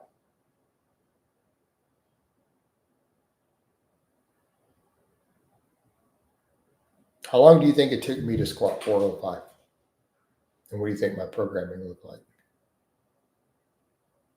Because Lars brought that up. Man, 405 squats, that's crazy. I can't imagine that. It took me about a year and a half to squat 405.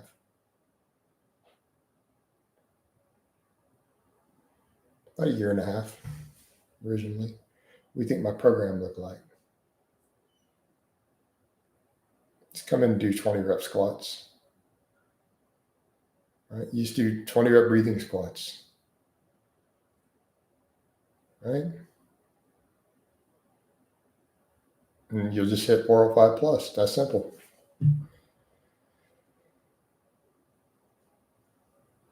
Maybe you occasionally come in, do some 5s or 6s, just whatever. There you go.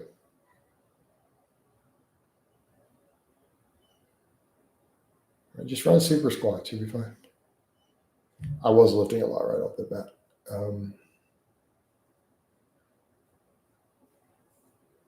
My first day squatting, I hit 225 for one. Like my cousins were teaching me how to squat. Like, come on, let's get to the gym. Let's go. My first time deadlifting, I pulled 455. But I already had a 405 squat. I just had never deadlifted. So the power lifters at the gym were like, dude, you squat a lot, man. Like, what do you deadlift? I'm like, I don't know. I don't know how to deadlift. So they taught me how to deadlift. And we just kept adding weight till it got really, really heavy. They're like, they wanted me to keep going because I pulled like 315, like a warm up. No, dude, I literally just did Widowmakers and stuff. You did 405.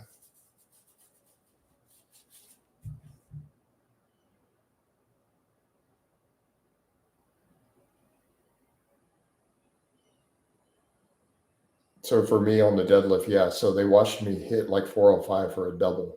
The power was like, dude, what do you deadlift? And so they drove me over to the platform, taught me how to deadlift. Yeah. Well, no, I mean, I already had a base. I could do pull-ups and rows and squat 405 already by the time I tried the deadlift. But I was also doing shrugs with a lot of weight. The same thing. Like I was walking over and doing shrugs out of a rack with like 405 with straps. Like sheet shrugs and stuff. Yeah. I had to work for my bench. I worked really hard for my bench. I fought for every pound. So let's put it in comparison. Like day one, I could bench about 65 pounds, but I could squat 225.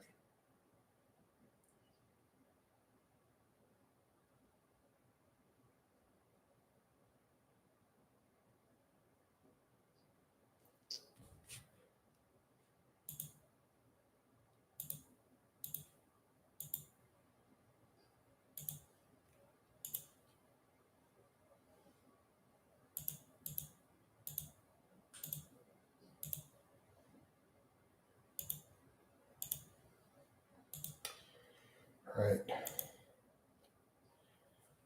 It's still cold out there. And I'm going to get some more coffee.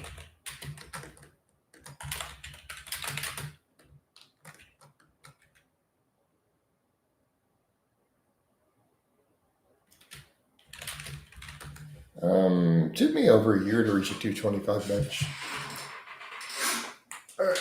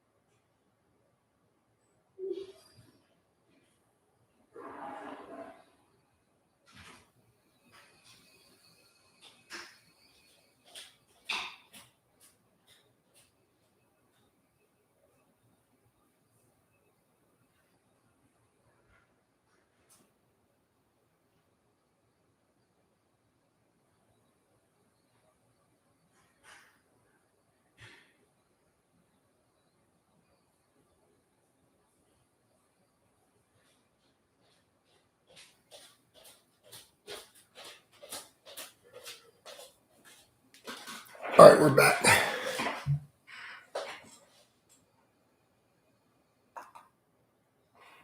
All right.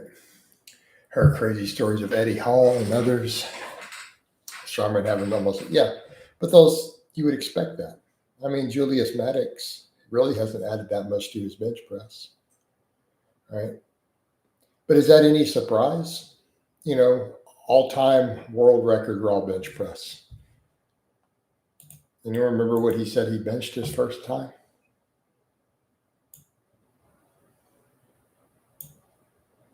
Like 450.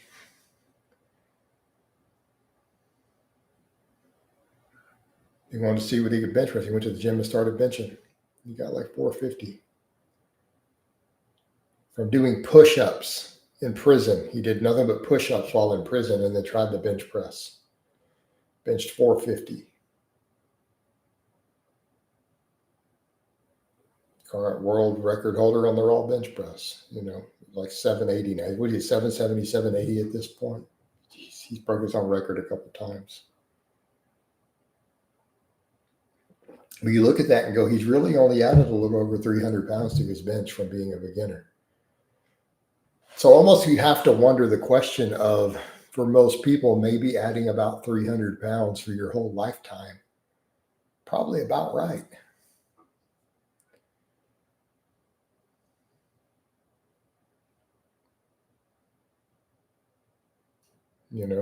Because from where he started, he didn't add much over 300 pounds from his starting point. Julius Maddox, he's the strongest bench presser in the world, strongest raw bench press. He just broke it a few years ago, and then he broke his own record. He hasn't even doubled his bench from his starting point. Yeah, he has not doubled his bench press from his starting point.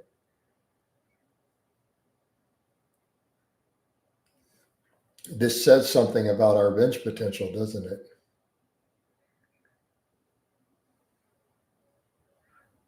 Now, I benched more when younger, but what's the most you guys have ever seen me bench press? What's the most I bench pressed on camera? Paused. 365. You see, I've seen me do it at different points. I've done it closed grip, then I've done it wider at a lighter body weight, right? Much lighter here in my 40s. I started at 65 pounds. It's exactly 300 pounds.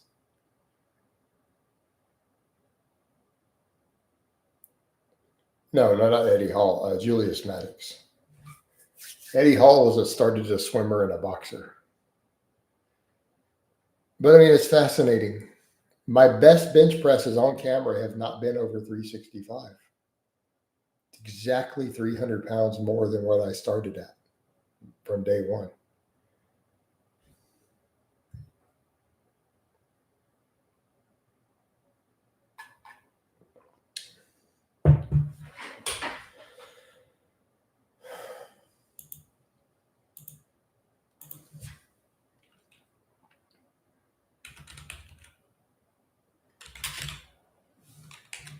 So Julius Maddox, what's his current all-time bench that he's hit in competition though?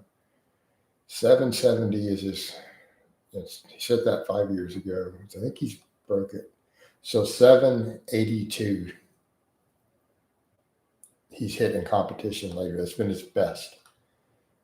So that's 332 pounds more. He's added 330 pounds to his bench press in his entire lifetime.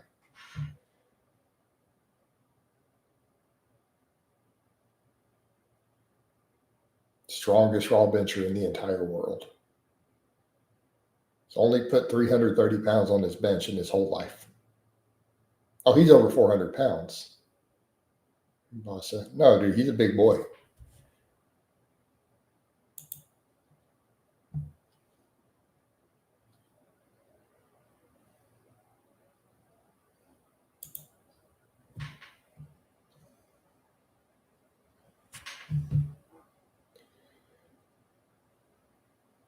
He's trying to beat Maddox's record, but what's he benching? What's his full name, Matt? Keep in mind, Maddox has been in the 700s for 10 years.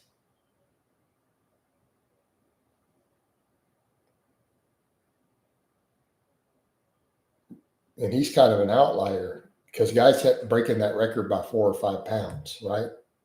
And then he just came out and just smoked everybody, and then broke his own later. So that was the biggest jump in decades, right? Biggest jump in decades.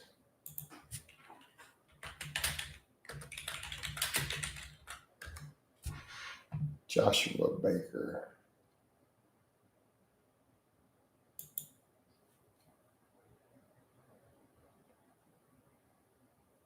Is that him?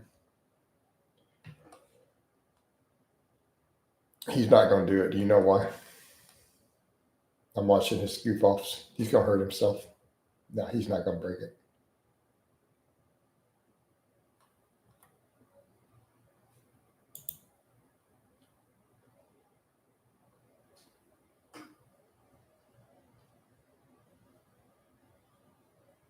I'm not saying he's not insanely, ridiculously strong.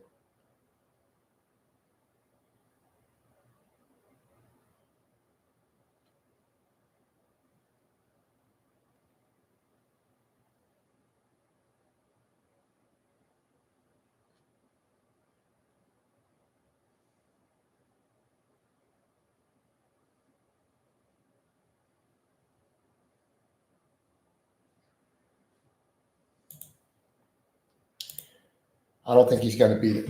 There's some reasons. McCarthy will be hitting those numbers when he gets out of prison. I think he can get close. So here are a couple things. Number one, watch him do a 727. He missed it, then he got it. Okay? So he's trying to keep in mind that's a long way from 782. He has to touch and go it. There's no pause. A little bit of a bounce. He's also got elbow wraps to do it.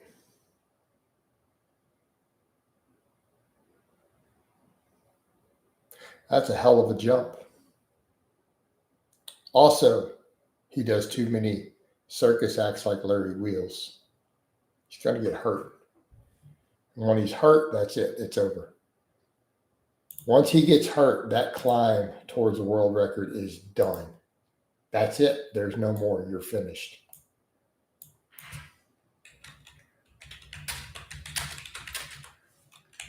So he's not smart enough to pull it off. And I'm not trying to be mean. I'm just telling you straight up.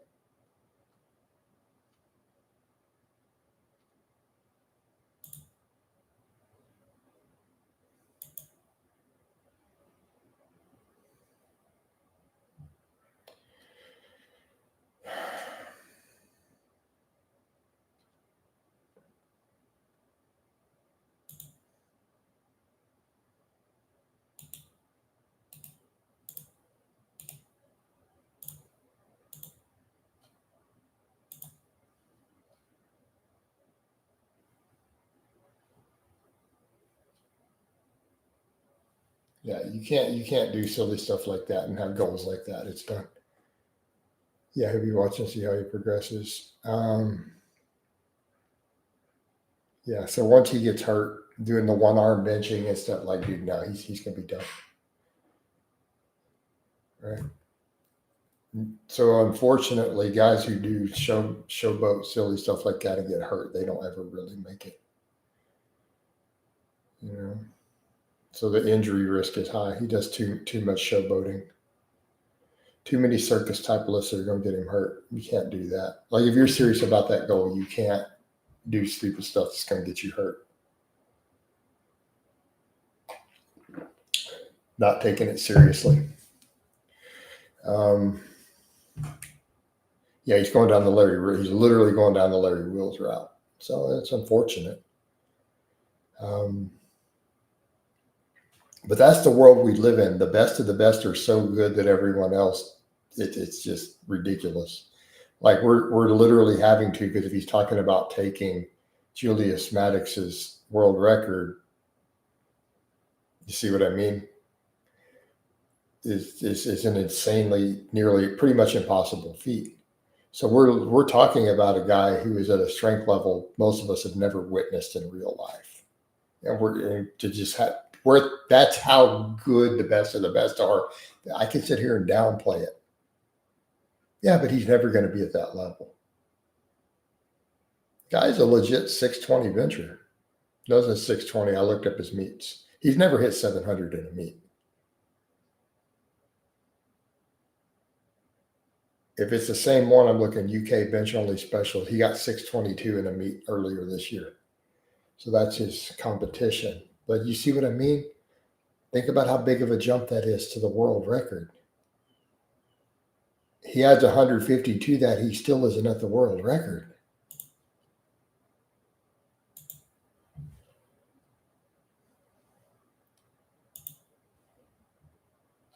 Yeah. Well, there's a reason it's only in the gym. And this is why I tell guys all these elbow sleeves and touch and go.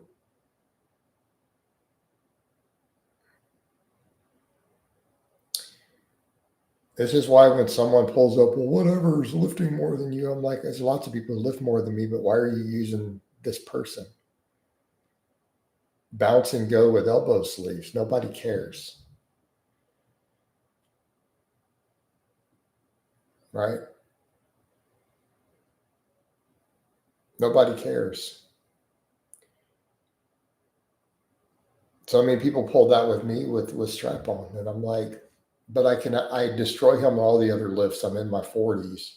Like, but he outbenched you by 40 pounds. I'm like, touch and go with elbow sleeves versus my 2-second pause. Are we really comparing? Does 40 pounds really count? No. So therein lay a perfect example. You know, that guy, he's bench 622 in comp, right? So the Joshua Baker's his name. That's crazy. Like a 622 bench is insane. But look at the difference in the gym. And it's not like these are years apart, guys. It's the same year. Touch and go with elbow sleeves. It's 100 pounds apart on a gym lift.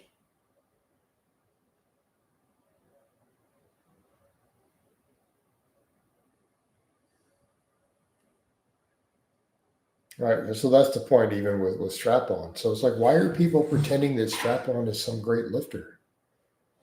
Like, put that in perspective. You see, but he weighs less. I'm like, no. He's 30 years old. I am a Masters 2 lifter. If I'm smoking him in every lift at 48 years old, why is he even in the conversation?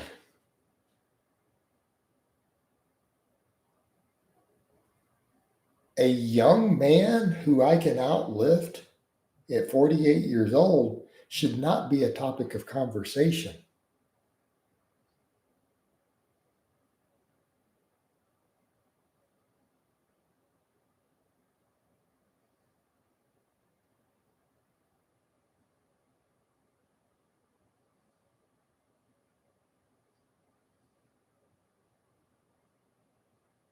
Are straps good? No, toss the straps away, man. You want forearms, toss the straps. You know, but that's the point when people bring him up as a comparison. It's like, guys, he is literally nobody outside of being an influencer. He's not a real athlete. He's not a real lifter. He's an influencer. He doesn't compete at any serious level.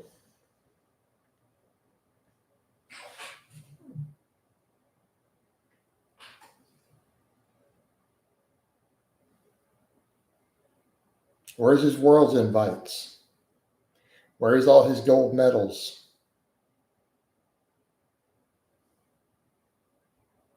So why is he even the topic of conversation in this? Because he's got a YouTube channel? And that's fine. Nothing wrong with following influencers if you enjoy them. Hey, I mean, I put out information. But are we really pretending like they're real lifters or serious, like that they're serious strength athletes? Come on, guys. Just stop. You know, just saying, guys. Now, I will say that, like the Josh Baker we're talking about, he's a real lifter. I mean, don't get me wrong. That's a real lifter. He's bench 622 in a meet. I remember when that was world record level. That's how far the bench has come in my lifetime. Guys, I remember when that was world record. Let's put that in perspective.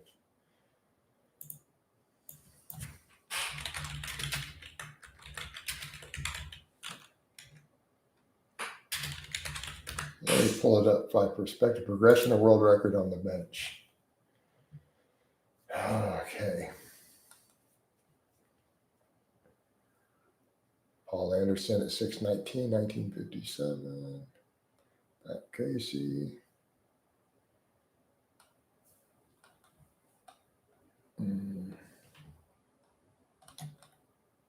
So we need to find only the raw. Unequipped without a shirt. Right. So didn't hit 700 pounds till 1996.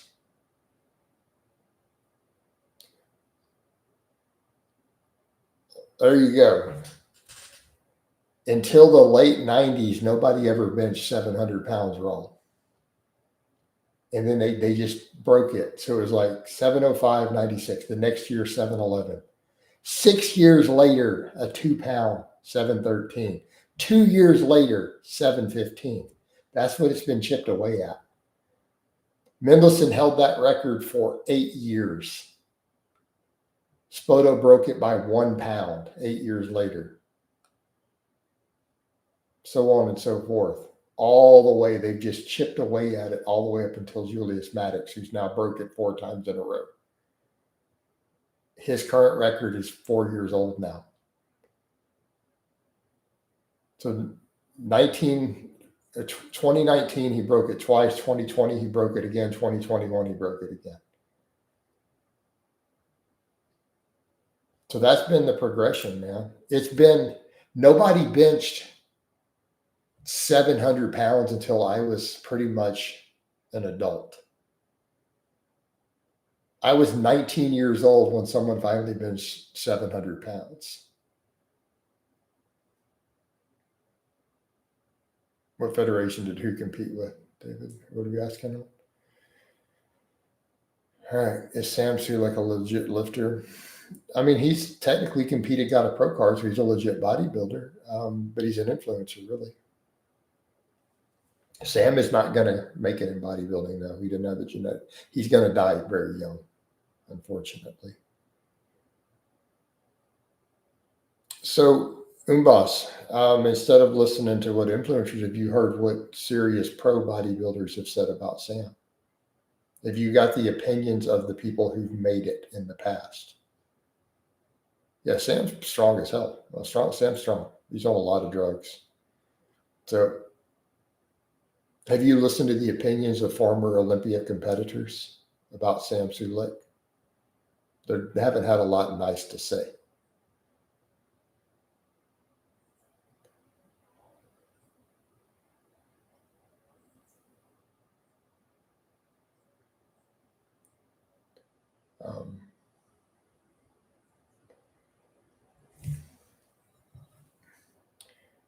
That's Urs, his friend. Look how much bad the current open guys look, but he can't handle the amounts of drugs needed. You've already seen the negative. He's already on camera suffering severe negative health effects over a year ago. He ain't making it, dude. He'll be dead before he wins it. Just telling you how it is. He can't handle the drugs. And it's nothing personal. It's like when I brought that up, I don't dislike Sam. Sam seems like a good kid to me, right? Personality, he seems like a good guy. So when I make that statement, I hold no ill will towards him. I have no negative opinions of him as a person at all. Zero. I have no reason to view him in a negative light. He seems like a genuinely nice person. Fair? I'm not a particularly nice person, but he strikes me as a genuinely nice dude.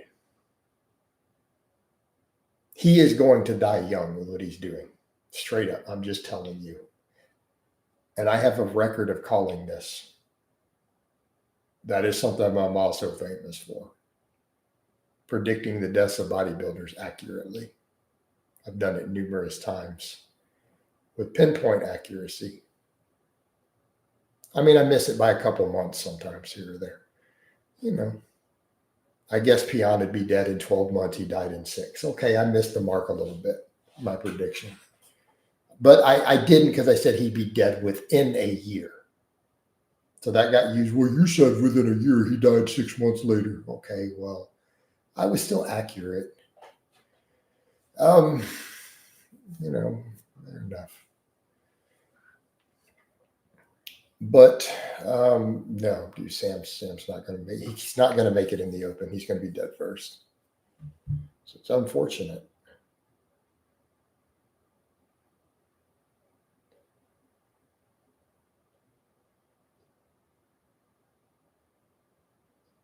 I wouldn't coach that situation at all in Bosa.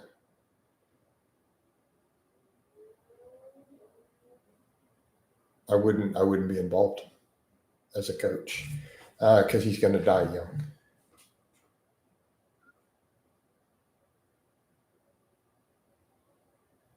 I wish you were wrong completely. I was funny. You love his video. Maybe you're allowed to love his vlogs. My advice to Sam would be go down to a replacement dose, invest your money, continue to run your social media. You're going to shrink down. You've already got a massive following, a big fan base.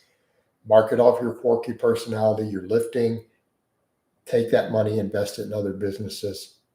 Salvage your health would be my advice to Sam. In other words, take your money. I mean, what did we just see with, what's his name? Oil shoulders. What's his name? The dude with all the oil on his shoulders. Won the thing. Bumstead. All right. So bubble shoulders over here, right? From all the synthol on his shoulders. What did he just do?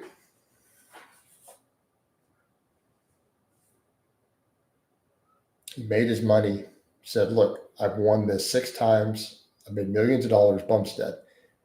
This is hurting my health. This is killing me. He said, this has harmed my health. I have to stop now. Stop while you're ahead.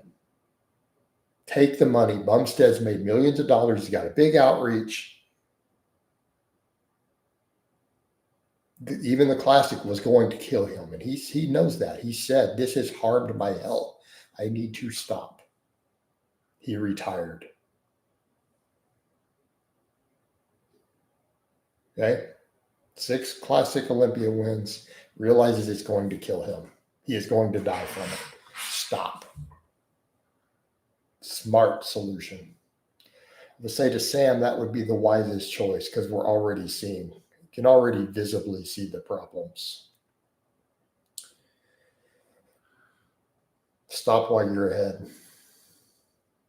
He should go down to maybe a replacement dose, a little growth if he wants it, TRT, have the doctor check all his medical stuff, play it smart, take that money. He's monetized on everything. He's got millions of followers. He's going to keep making money. Even if he shrinks down, he's going to lose 20 pounds of muscle. So what? Okay? Clean the diet up. He's got to stop all the junk food, the chocolate milk. He's already damaged his heart. He has to stop. Clean his diet up, live a healthy lifestyle, shrink down a little. He's going to keep 1 million followers for a long time. Keep doing the quirky personality, shy guy thing he's got going. His fans like it. Branch it into something else. Take that money and invest it in other businesses. He's got to be sitting on a couple million already. Run the numbers on the social media. He's made millions on social media, ads alone. He's good. Be smart with it. Live. That would be my advice. Walk away from bodybuilding. Okay. That would be my professional advice to Sam. He's already built a name. He's got a following. He'll be fine. He's going to make plenty of money. He's good.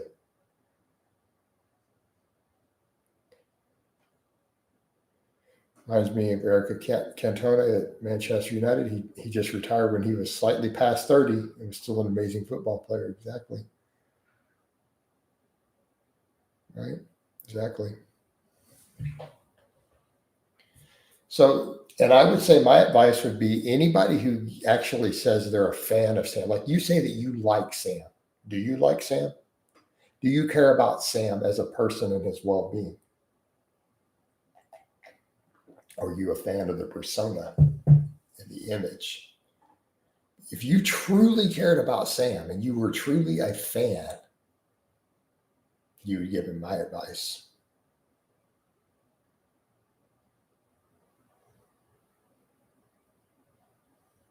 He didn't have Bumstead's genetics. Bassa. Let's be clear. He does not have Bumstead's genetics. It's reality.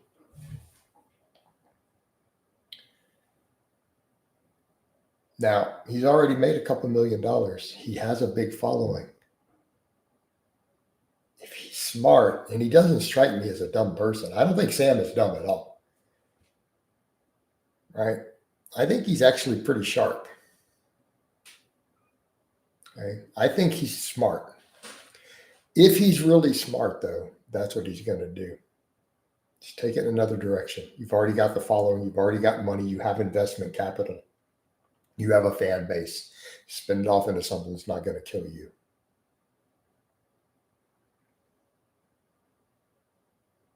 Keep in mind, he's still monetized. He's still going to have stuff hit people's feed and make a lot of money no matter what he does. Dude, he could go into crochet and he'd still make $100,000 a year off of it, just in ad revenue, just from the residual trickle. I'm not saying crochet, but I'm saying it's that bad. Like, he's already there. He's got investment capital. He can do something else and then just be healthy. Still train, live a fitness lifestyle. On a replacement dose of tests, whatever he needs to do. Live. I think Nick Wright left YouTube. Yeah, he left the YouTube fitness scene to do other stuff. Right? You know?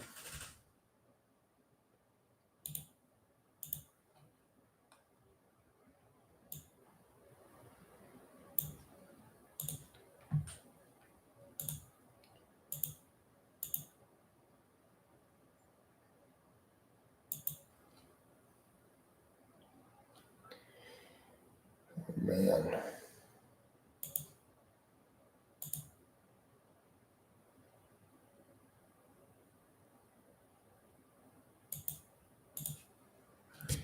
All right. And a lot of that happened. And this has not been as eventful as yesterday. Oh, well.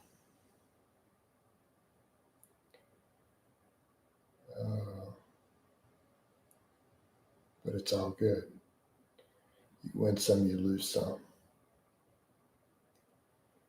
Oh, yesterday we were on fire, dude. The super chats were flowing like crazy. Like, I made just a coffee chat while waking up doing my other posting. I made $78 in super chats. Yeah, but we had $78 in super chats. They just kept popping one after another. But one guy came in as a long-term fan and dropped a couple of big ones, and then other people just kept nickel and diming them over and over and over. But we got into some intense. There was no bodybuilding conversation. There was no training. It was all other stuff. So it's kind of funny. Like, dude, it was completely non-fitness topics for the last 2 hours. So that probably matters. I don't think people care about bodybuilding, to be honest. They care more about eating cats and hot peppers and stuff. Those were literally the topics that were just popping off. Like there was nothing fitness related. I feel like this bodybuilding chat kills the stream. Like, look how few people, nobody cares. Nobody gives a shit about bodybuilding. Right. But I've noticed the topic, the streams get the most views and make the most money when we talk about something besides stupid bodybuilding. Like bodybuilding is moronic, to be honest. Like it really is.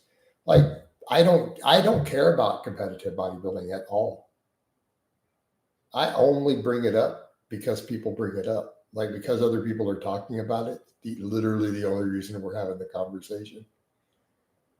I would be perfectly content to walk away and never see another IFBB bodybuilding post or picture the rest of my life. I'd be perfectly content with that. I don't follow it. I think it's moronic, personally. I think bodybuilding has become completely moronic. I think it sucks since the 80s. Yeah. So I'm not a fan of it. So it's always funny people bring it up. It's like, I'm not a fan. I am not a bodybuilder. I'm not part of that world. But for some reason, because I do fitness stuff, and I'm going to see it and know about it because it's going to be in my feed no matter what. You know, I don't follow a single bodybuilding page anywhere on Facebook, and all this stuff I said about Sam is in my feed. All the stuff with pro bodybuilders and former Olympia competitors talking about him appears in my feed on Facebook without me being part or following any groups related to it. How funny is that? Like I don't follow a single bodybuilding page, and yet it appears in my feed. So I know what Richard Gasperi thinks about Sam. I know what Sean Bray thinks about Sam because their quotes appear in my feed with their pictures talking about him without me even following the pages that are showing it. I watched the Dorian Yates and Ronnie Coleman days, but even the Ronnie, I started realizing I didn't like this. This is a problem. Yeah. The algo thinks you need to see it. So the algo thinks I need to see it. So it's on my social media. So I see it. But I don't follow any of it. I follow exactly 0 competitive bodybuilding pages. None. I don't follow a single one. I like your recent critique of the longevity guys. Annoyed all the right people. Oh, Lord. Oh, my talk about biohackers, right? But it's true. But again, you have a biology background, so you understand the absurdity of biohacking. You know? David's exactly. I enjoy working out to be fit and healthy. There you go, man. All right, there you go.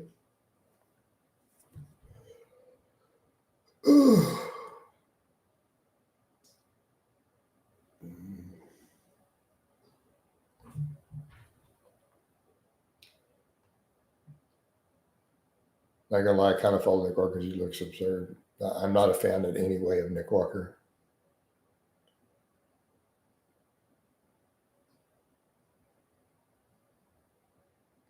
It's like biochemical tea leaves and crystal ball gazing. Yeah, that's what biohacking is.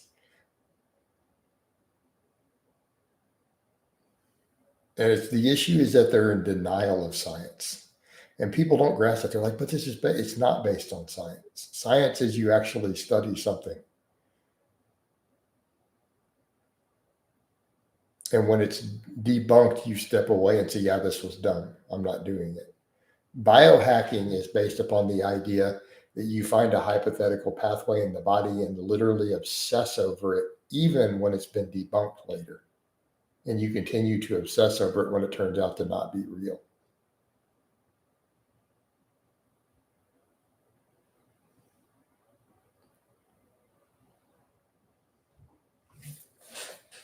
They obsess over hypothetical pathways in a test tube that when we study an actual real complete humans or in populations doesn't actually occur.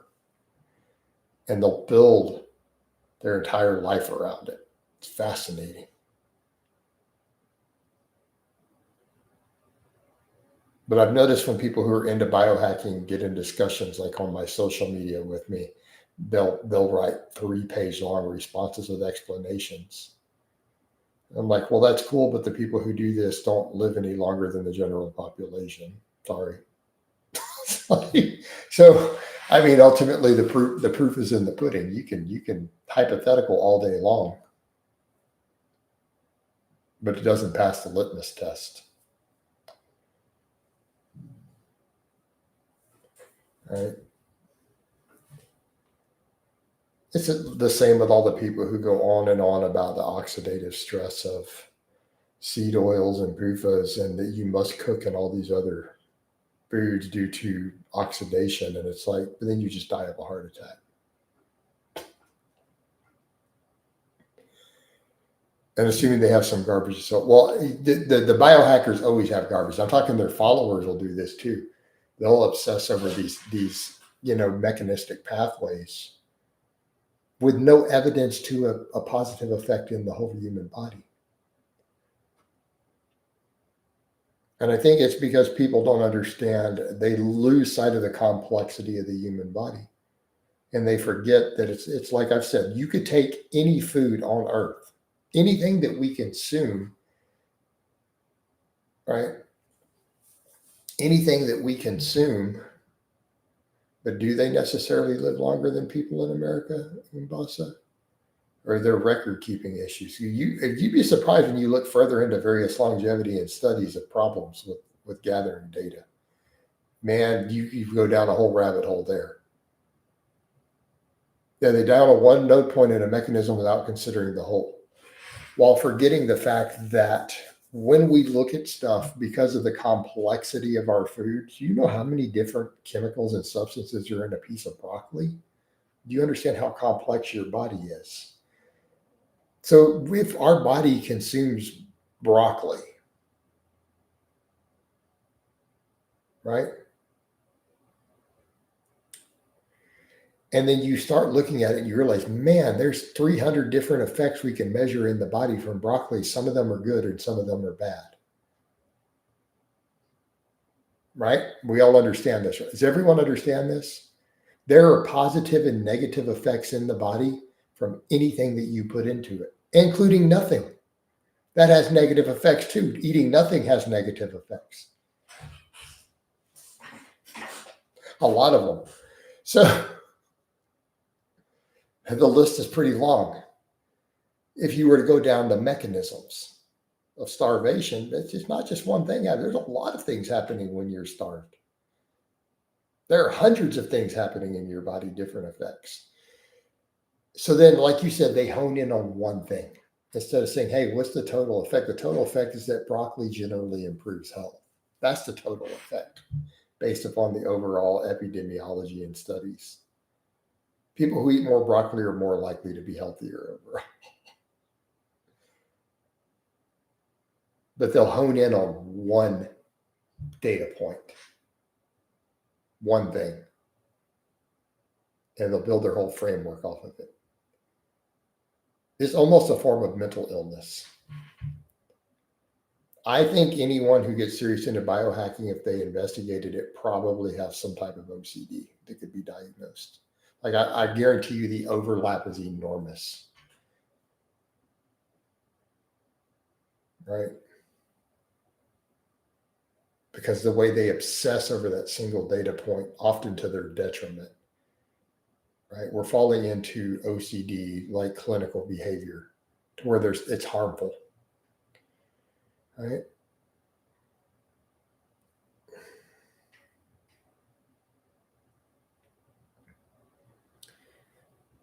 Sick in the head. And I get it, we all have our biases and way that we do things, right? But the issue is when these things reach a negative effect. This is when it's a mental illness. I mean, we all have all these tendencies. obsessions, compulsions, even narcissism, various things everyone has to a small degree. They're part of the human experience. But when these different traits reach an extreme to where it causes harm to the individual, this is where we start to define mental illness. When your trait reaches a point where it is harmful to you, measurably, right? And I think that's an example, but it's very OCD-like behavior, right? And we can't be purely rational, right? It wouldn't work.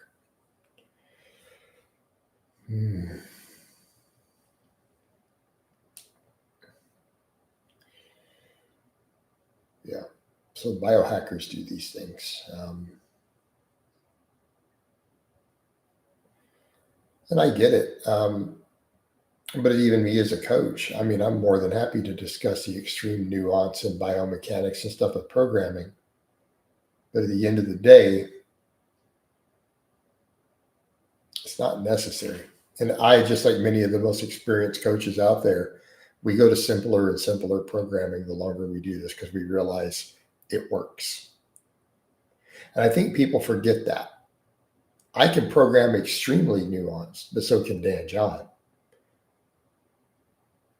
But as a coach, our clients and athletes only care about results.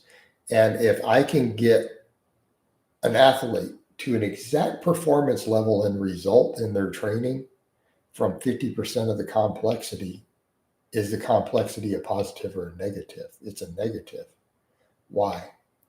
I've made their work harder and my own work harder by being more complex than was necessary to get them 100% of the possible outcome.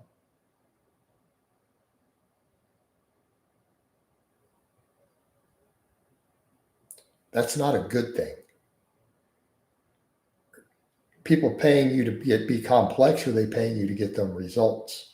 And that's been the fascinating thing I find. I've had this conversation with long-term clients, guys like Taha. He and we've had these conversations in video calls.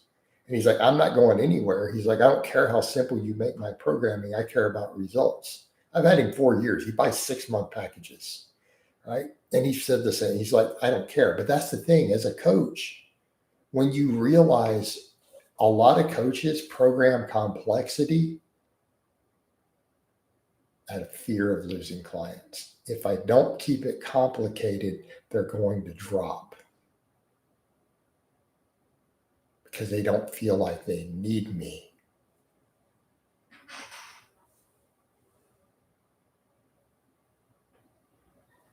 So at this point, are you looking at it doing the best job possible, or are you doing a less efficient job out of fear of losing clients? So you're not looking out for the client's best interest at that point.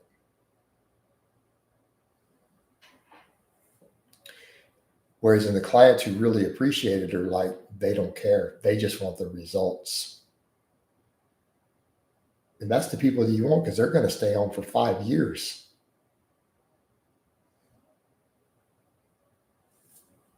And the accountability. Let's go over these other questions. Luke says, most biohackers think biology is simple. A plus B equals C, simple formula. The grifters like Dr. Huberman, who probably know better and push garbage. Yeah, he knows better. There's no way he doesn't know better. I think the biohacking thing goes under the radar sometimes, right? It's like, if you buy NAD plus supplements because it got hyped this year, is there really not a single thing that is proven you can improve first to focus on, right? Yeah. Peppermint says it's also the accountability aspect that is very key. The accountability, which is a lot of it. As a coach, I spend more time reeling clients in. They're not capable of self-coaching because they don't know how to reel in their fatigue management and overuse. There are clients who would be great if they could just stop getting hurt. And on their own, they get hurt.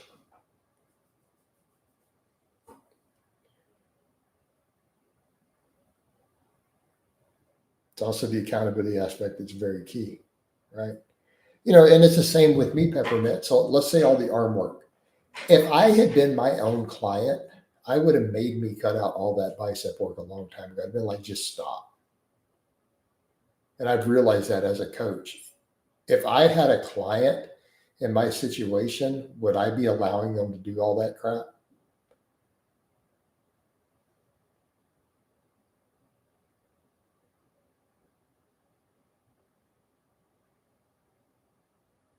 No. I'd have checked them. Luke says relative simplicity tailored to you by expert is great. The more complex the plan, you need to have substantially more complex understanding to prove it, right?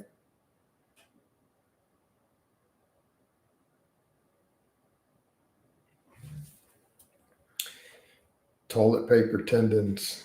Boy, what a question given the name that you have.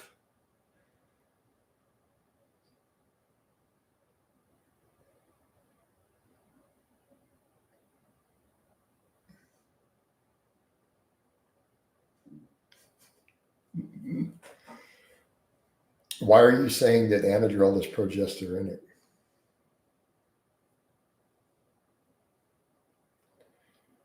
However, your name is toilet paper tendons. Man, that is a great combination for rupturing tendons, that's for sure.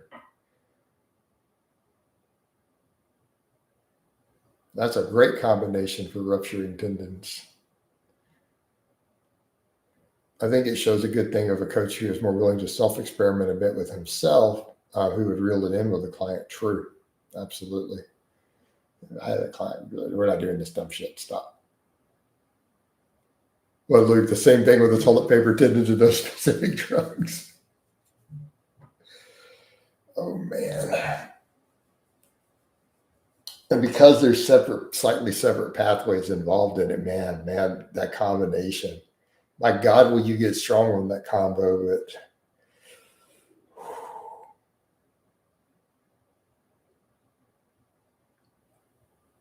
I mean, good idea is relative. I'm going to say this is a very unhealthy combination. What are you trying to do? Now, is that a proven elite powerlifter stack? Meaning, I'm talking world record powerlifters. Are there plenty of them who like that exact combination?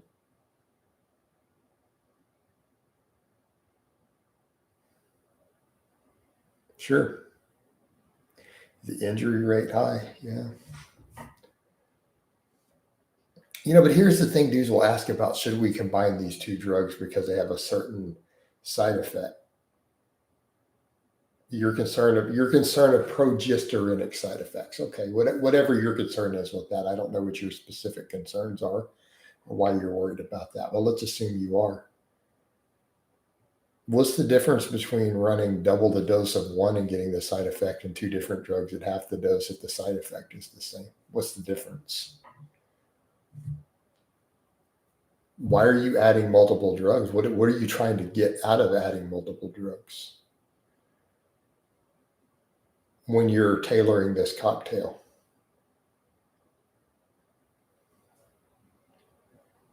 What is it you're specifically trying to get?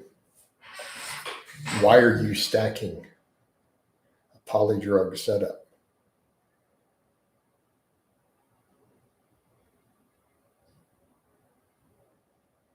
Come back over to that same simplicity question. So I have space for GHD and a reverse hyper, but not both. Which would you choose if you had to choose? I'd go with the reverse hyper. In case some compounds could be potentiated, enough others, including harms, but I've never heard of that with anabolic hormones.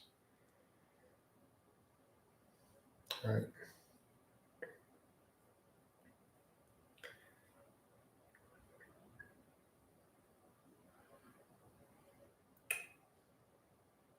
So if the thing that you're looking at, unless you're looking for very specific effects like certain temporary effects of orals, glucocortical things from trend, I'll ask you a very simple question.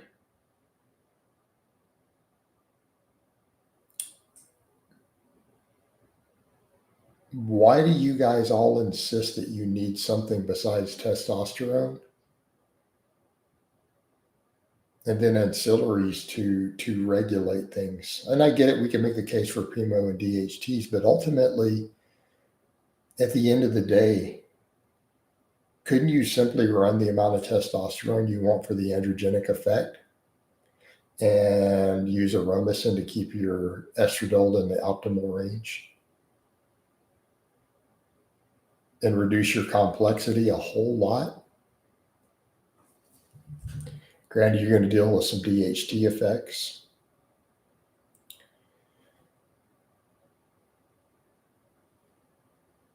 Are we dealing with the same degree of other issues? Atherosclerosis, elevated liver enzymes, cross receptor binding because of progestins and things you're messing with.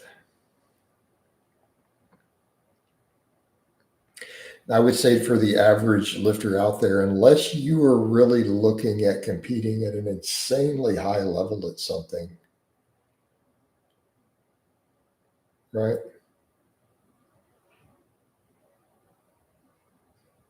Exactly. It's like Luke said. Luke, you medical background, if I understand correctly.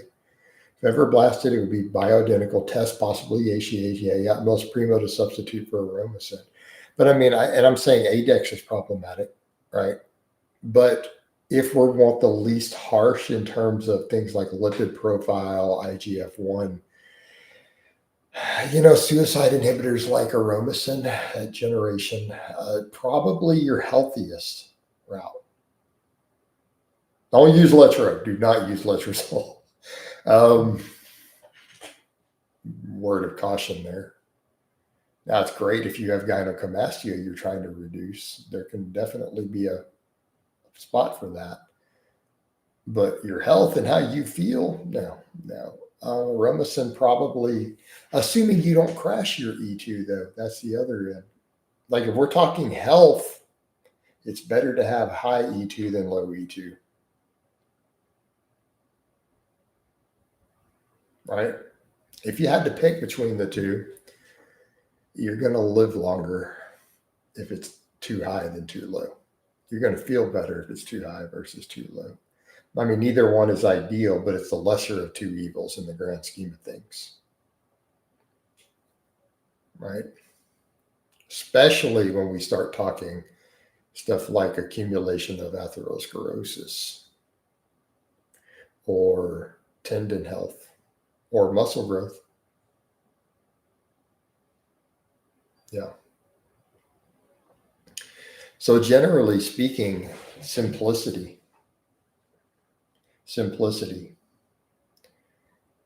Run the amount of testosterone you want for the androgenic and androgen binding that you want.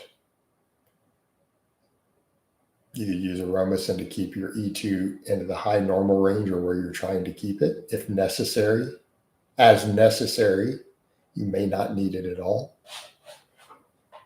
Growth hormone if you need it. If you're having certain issues with the growth hormone, you may want to look at glucose disposal agents like metformin, depending on how much growth you're running. And that's about it. And I wouldn't even advise that unless you're going to compete in something. We're getting relatively extreme at that point.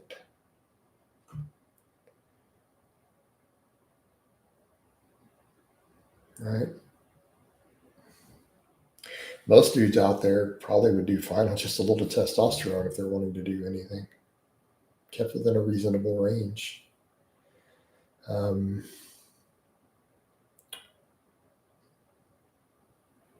Right. But that's been the downside. So many of these anabolics were designed to remove the androgenic and DHT effects and stuff of testosterone. But the problem is they've created their own set of health issues, in the pursuit of changing these sex hormones. Right. Agreed. Some people forget it's not just a year. A lot of people are on 15 pharma meds. So that's the problem when we're talking high level bodybuilders. It's like, what all are they taking to mitigate side effects? I mean, we start looking into a lot of this, and you find a lot of these bodybuilders So even with the amounts, the quantities that they're running, you're like, wow. So you're taking aromasin for estrogen. You're taking, Propecia or some other 5-alpha reductase inhibitor for DHT. You're taking cabergoline because of the prolactin. Like, seriously, guys? Because their doses are so high and they're dealing with these different effects and enzymes, enzymic pathways, and receptor cross-binding. So then we come over to what else? Exactly. Blood pressure control. So then they're on diazide, which again, hard on the kidneys. They're probably better with Lasix at that point. I mean, how many bodybuilders have harmed their kidneys with potassium-sparing diuretics like diazide, when they probably maybe a lower dose of Lasix might have been beneficial, but the same thing to keep their blood pressure in checks, right? Then they're taking stuff, Tudica and stuff for their liver enzymes, and they're out of whack. Same thing. What are they then doing for the blood sugar management on the high doses of growth hormone and the insulin and its metformin? And then cholesterol meds. So you start looking at the stuff they're taking to regulate side effects. You're like, so let's see what all they're doing for side effects before long. An aromatase inhibitor, a 5-alpha reductase inhibitor, a diuretic, a statin, again for their lipids, some sort of something for glucose disposal or insulin sensitivity like metformin, right? This is what they're getting into to get, and then again, cabergoline for prolactin. Dudes are up here taking 6 different drugs just to regulate side effects as the doses and the stacks get more elaborate. Okay? Why do you think they're dropping like flies?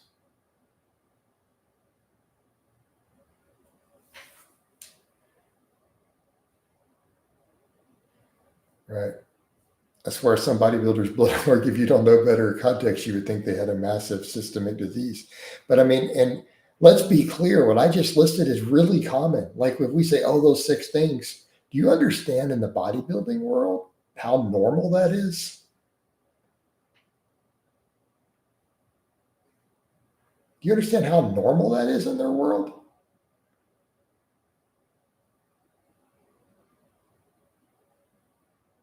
I mean, I remember Ronnie Coleman when he was competing, they were in an interview, and he's sitting there, had this giant bottle of pills. I take all these for my health.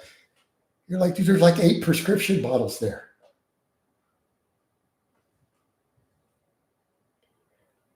Again, this is normal in their world. People don't understand how much drugs they are using. Yeah, people toss that advice around,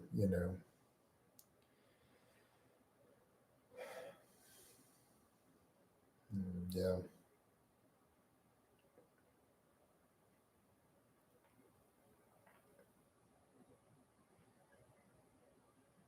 And then the rest of us who are like me, you're on a little testosterone, some TRT. Why don't you look like why don't you look like this one influencer? Like, this is not hard to figure out, guys.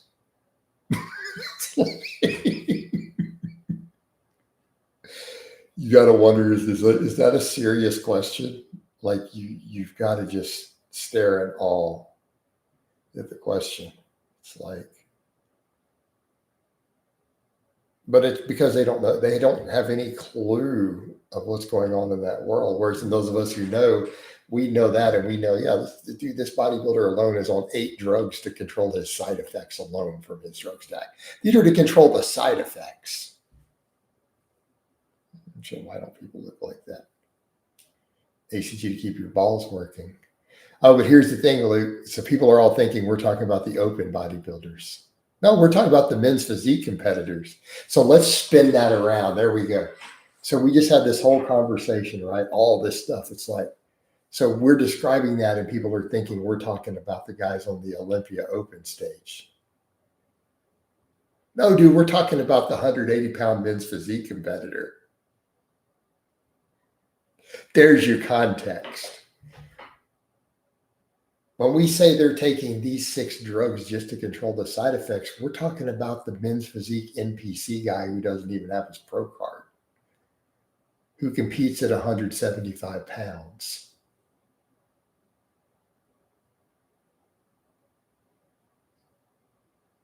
What it do, my ninjas? What's up, dingus? I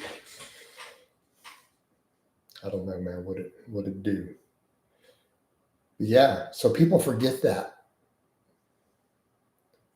And then I meet some of these dudes, right? And we're chatting with them, and then I get in the room with them, and I'm just like, dude, I'm bigger than you. Oh, Lord, but I don't have your cuts. Oh, man. Which is why I get amused at the comparisons people make. And I think guys are forgetting that I am walking around at 210 pounds. And they'll go on about this 170-pound men's physique guy. And I'm like, until you see me in the room with him, and I'm like, he looks like a child. Oh, my God. All right. Enjoyed these brothers, right? Most of these dudes aren't even looking jack. Well, I mean, they look jack on camera. They have a look, but they're not as big as you think. Right. And this is what people forget. They're not as big as you think. That's why we have that discussion of that shrink wrap Photoshop. We've been saying this for 15 years on all these channels, all of us who discuss the fake natty thing. Like when we talk about that 3D polished Photoshop look that dudes are getting, that's the drugs. They're not as big as you think they are. It's a look they're producing. Them dudes are smaller than me. A lot of them are, considerably. But that polished look, when you see them standing alone, you're thinking they're a monster. Until you stand them and realize they're the size of my leg. You know? So it's interesting. We have little dude syndrome. I don't know, man. Well, that's also the other thing too. I've always pointed out with O'Hearn. I don't think O'Hearn uses a lot of gear. That's just decades and decades of hard work. Problem is these guys are also small because they haven't put in the time. Right? They just do not have the time under the barbell. You know? And that's a big factor. So wasting, but they look big on camera, you know. Hunter is insane in genetics. But look at the, you know, and that's the point with O'Hearn. Look at the years under the bar. You know. And for me, it wouldn't be worth it. I could probably go do I could probably diet down and do those drug stacks, but I'm also 48 years old with a history of family history of severe heart disease. It would be the end of me. Like it would kill me. Like, let's be clear, there would be no more Blaha. Blaha would look really good for a year. And, you know, like it would kill me ultimately. I'm fully aware of that. Yeah. Yeah, he'd probably get good order because he doesn't seem to be in bad health in any way. So O'Hearn, you know, and people forget that the genetic health end too. It's a big deal. It's a big deal. You know, absolutely matters.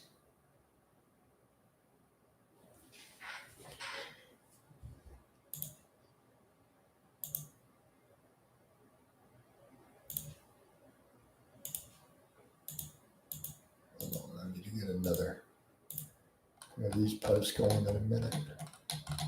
Is it really almost 8 o'clock? It's still kind of cold out there. I don't know that I want to hit it just yet. The beauty of my schedule with this, I can work around it however I want. Well, I need to post another joke. Give me just a moment, guys. And I'll get right back to you.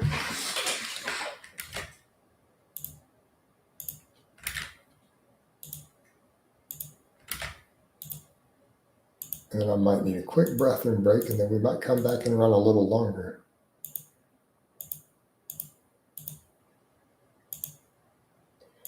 I've got to make all these posts to justify my time in here. But, supers yesterday made it worth it. But I get clients. I think people forget that too. I get clients and consultations out of the lives. It's been really good for overall for business.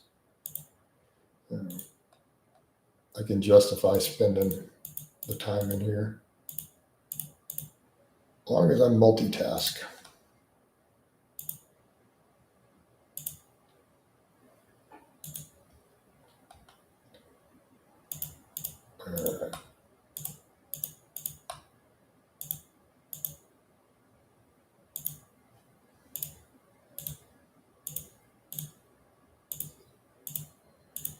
All right, let me check the stream. She's saying it doesn't take that much. No, I don't think.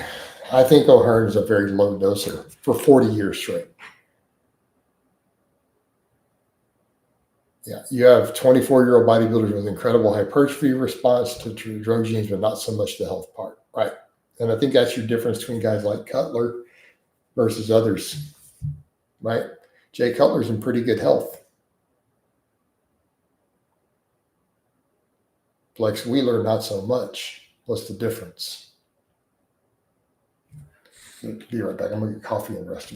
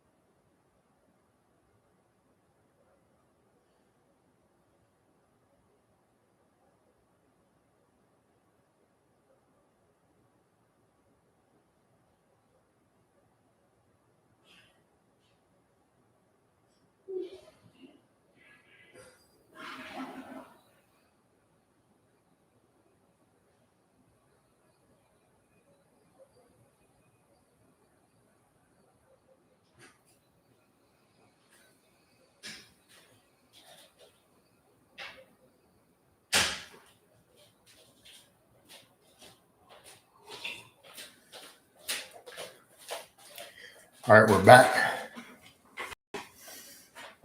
We are back. But Luke, here's my question though.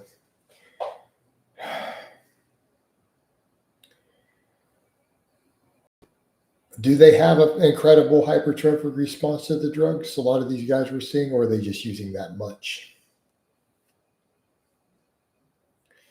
Given the relative availability and cost of testosterone and stuff. Is it the genetic response, or are they just blasting that hard? Because I've seen some younger dudes who do some crazy doses real quick because of the availability. The black market has evolved in such a way that the guys get stuff so cheap. They use just copious amounts. So Flex Wheeler has kidney damage and some diabetic stuff, but mainly the kidney damage. It's a big deal. All those diuretics. kind of a factor. But Flex Wheeler started blasting at 16. So how much of that again, he started blasting heavy doses at 16. He has a lot of sight enhancement. Was everything about the genetics there? Because he sure has had a lot of health problems compared to guys like Cutler, who were just monstrous at a young age. Probably more of a genetic thing for Cutler, and is still healthy. So you got to ask those questions on that, But no, I mean, I've seen a lot of that where dudes are using insane amounts. But say Umba says, yeah, jokes aside about Hearn, you got to respect the work ethic and consistency. I mean, no one's taken that away from him. Right. But here's the difference, guys. I noticed this. When we talked about bodybuilding all this time, I made no money and no views. We talked about other stuff and I made $80 in super chats, pretty much, and got more views. Bodybuilding is a dead topic. There's no benefit in it, even for me. See what I mean, guys? Because guys drug us into this whole conversation has been bodybuilding, right? I'd make a single dollar outside of the ad revenue. This tells us something. Oh, man. Yep. So we're going to have to jump into other topics. How do we get stuck into bodybuilding? And boss said that was all you, bro. You came up with it 3 hours ago. Oh, my God.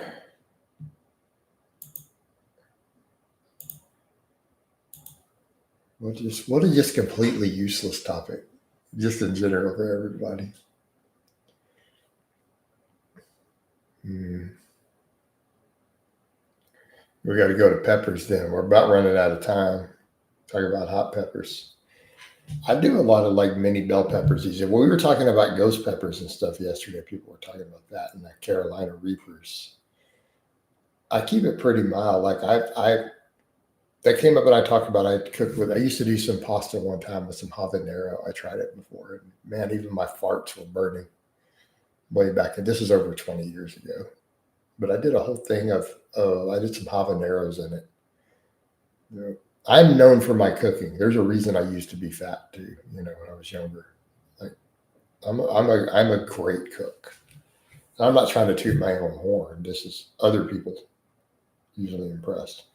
And I do more meats and stuff when I do stuff now. But so I used to do crazy pastas and things. So it was normal for me. I even used to cook with wine, with my pasta sauce. But I would do pasta sauces kind of from scratch, and I would mix stuff like peppers into it. And I would always do like I would barbecue Chapel Hill sausage and grill it and add that, and then brown beef and mix that with the pasta sauce. But I would do stuff like that. Like, let's try it with habanero pepper. So it's like doing barbecued Chapel Hill sausage with habanero peppers in the pasta sauce, But man,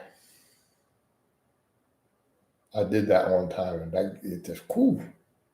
Because I diced up fresh habaneros and like cooked them into the sauce. Telling you, man, we got to experiment sometimes, when you're cooking like that. I was in my youth. You got to experiment a little bit. All right. But definitely, man, those habaneros. I don't think we're going to get the same pepper talk we had yesterday. It was we had just a string of events yesterday. May not be replicatable that often, but they do hit like that. I've had other coffee chats where they just blow up and people are dropping donations right and left. And then others where we don't get any. You never know. It's hit or miss. But yesterday gave me a good idea of what these are like. But I had one like that the week before too. It was about half of that. So you got to make it flow. In the meantime, though, let me hit these other posts.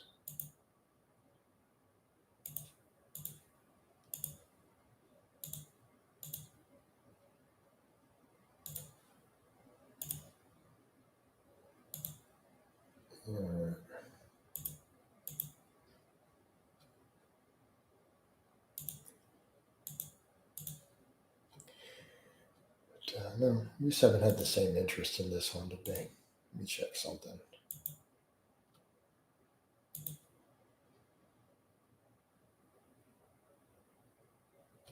It'll show me how many views it's had up until this point. It's not been terrible. Oh, it's a lack of a title too. So I need to actually put stuff in the title that matters. All right. I'm learning stuff with my algorithm. I can't just do it as a coffee chat. So the one yesterday, notice I put something in the title. It drew more attention. More attention gets more older people who haven't seen my stuff in a while. They come through and some of them just, yeah. All right. We are learning from this. We're learning. We're evolving. So I've got to learn how to replicate yesterday's coffee. So that title, got to pick a title. Can't just be coffee chat live stream. Because that impacted early engagements. Because we had people commenting to me, this one took 15 minutes to get any conversation going. The one yesterday, they started at 30 seconds. And then you hit 3+ hours. So it matters.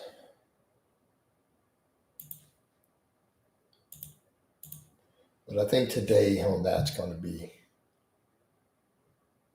the end of the chat. This has been pretty much a bodybuilding talk. So I think I'm going to wind this down. Get ready to get my lifting on. Love you guys, and I'll talk to you this afternoon.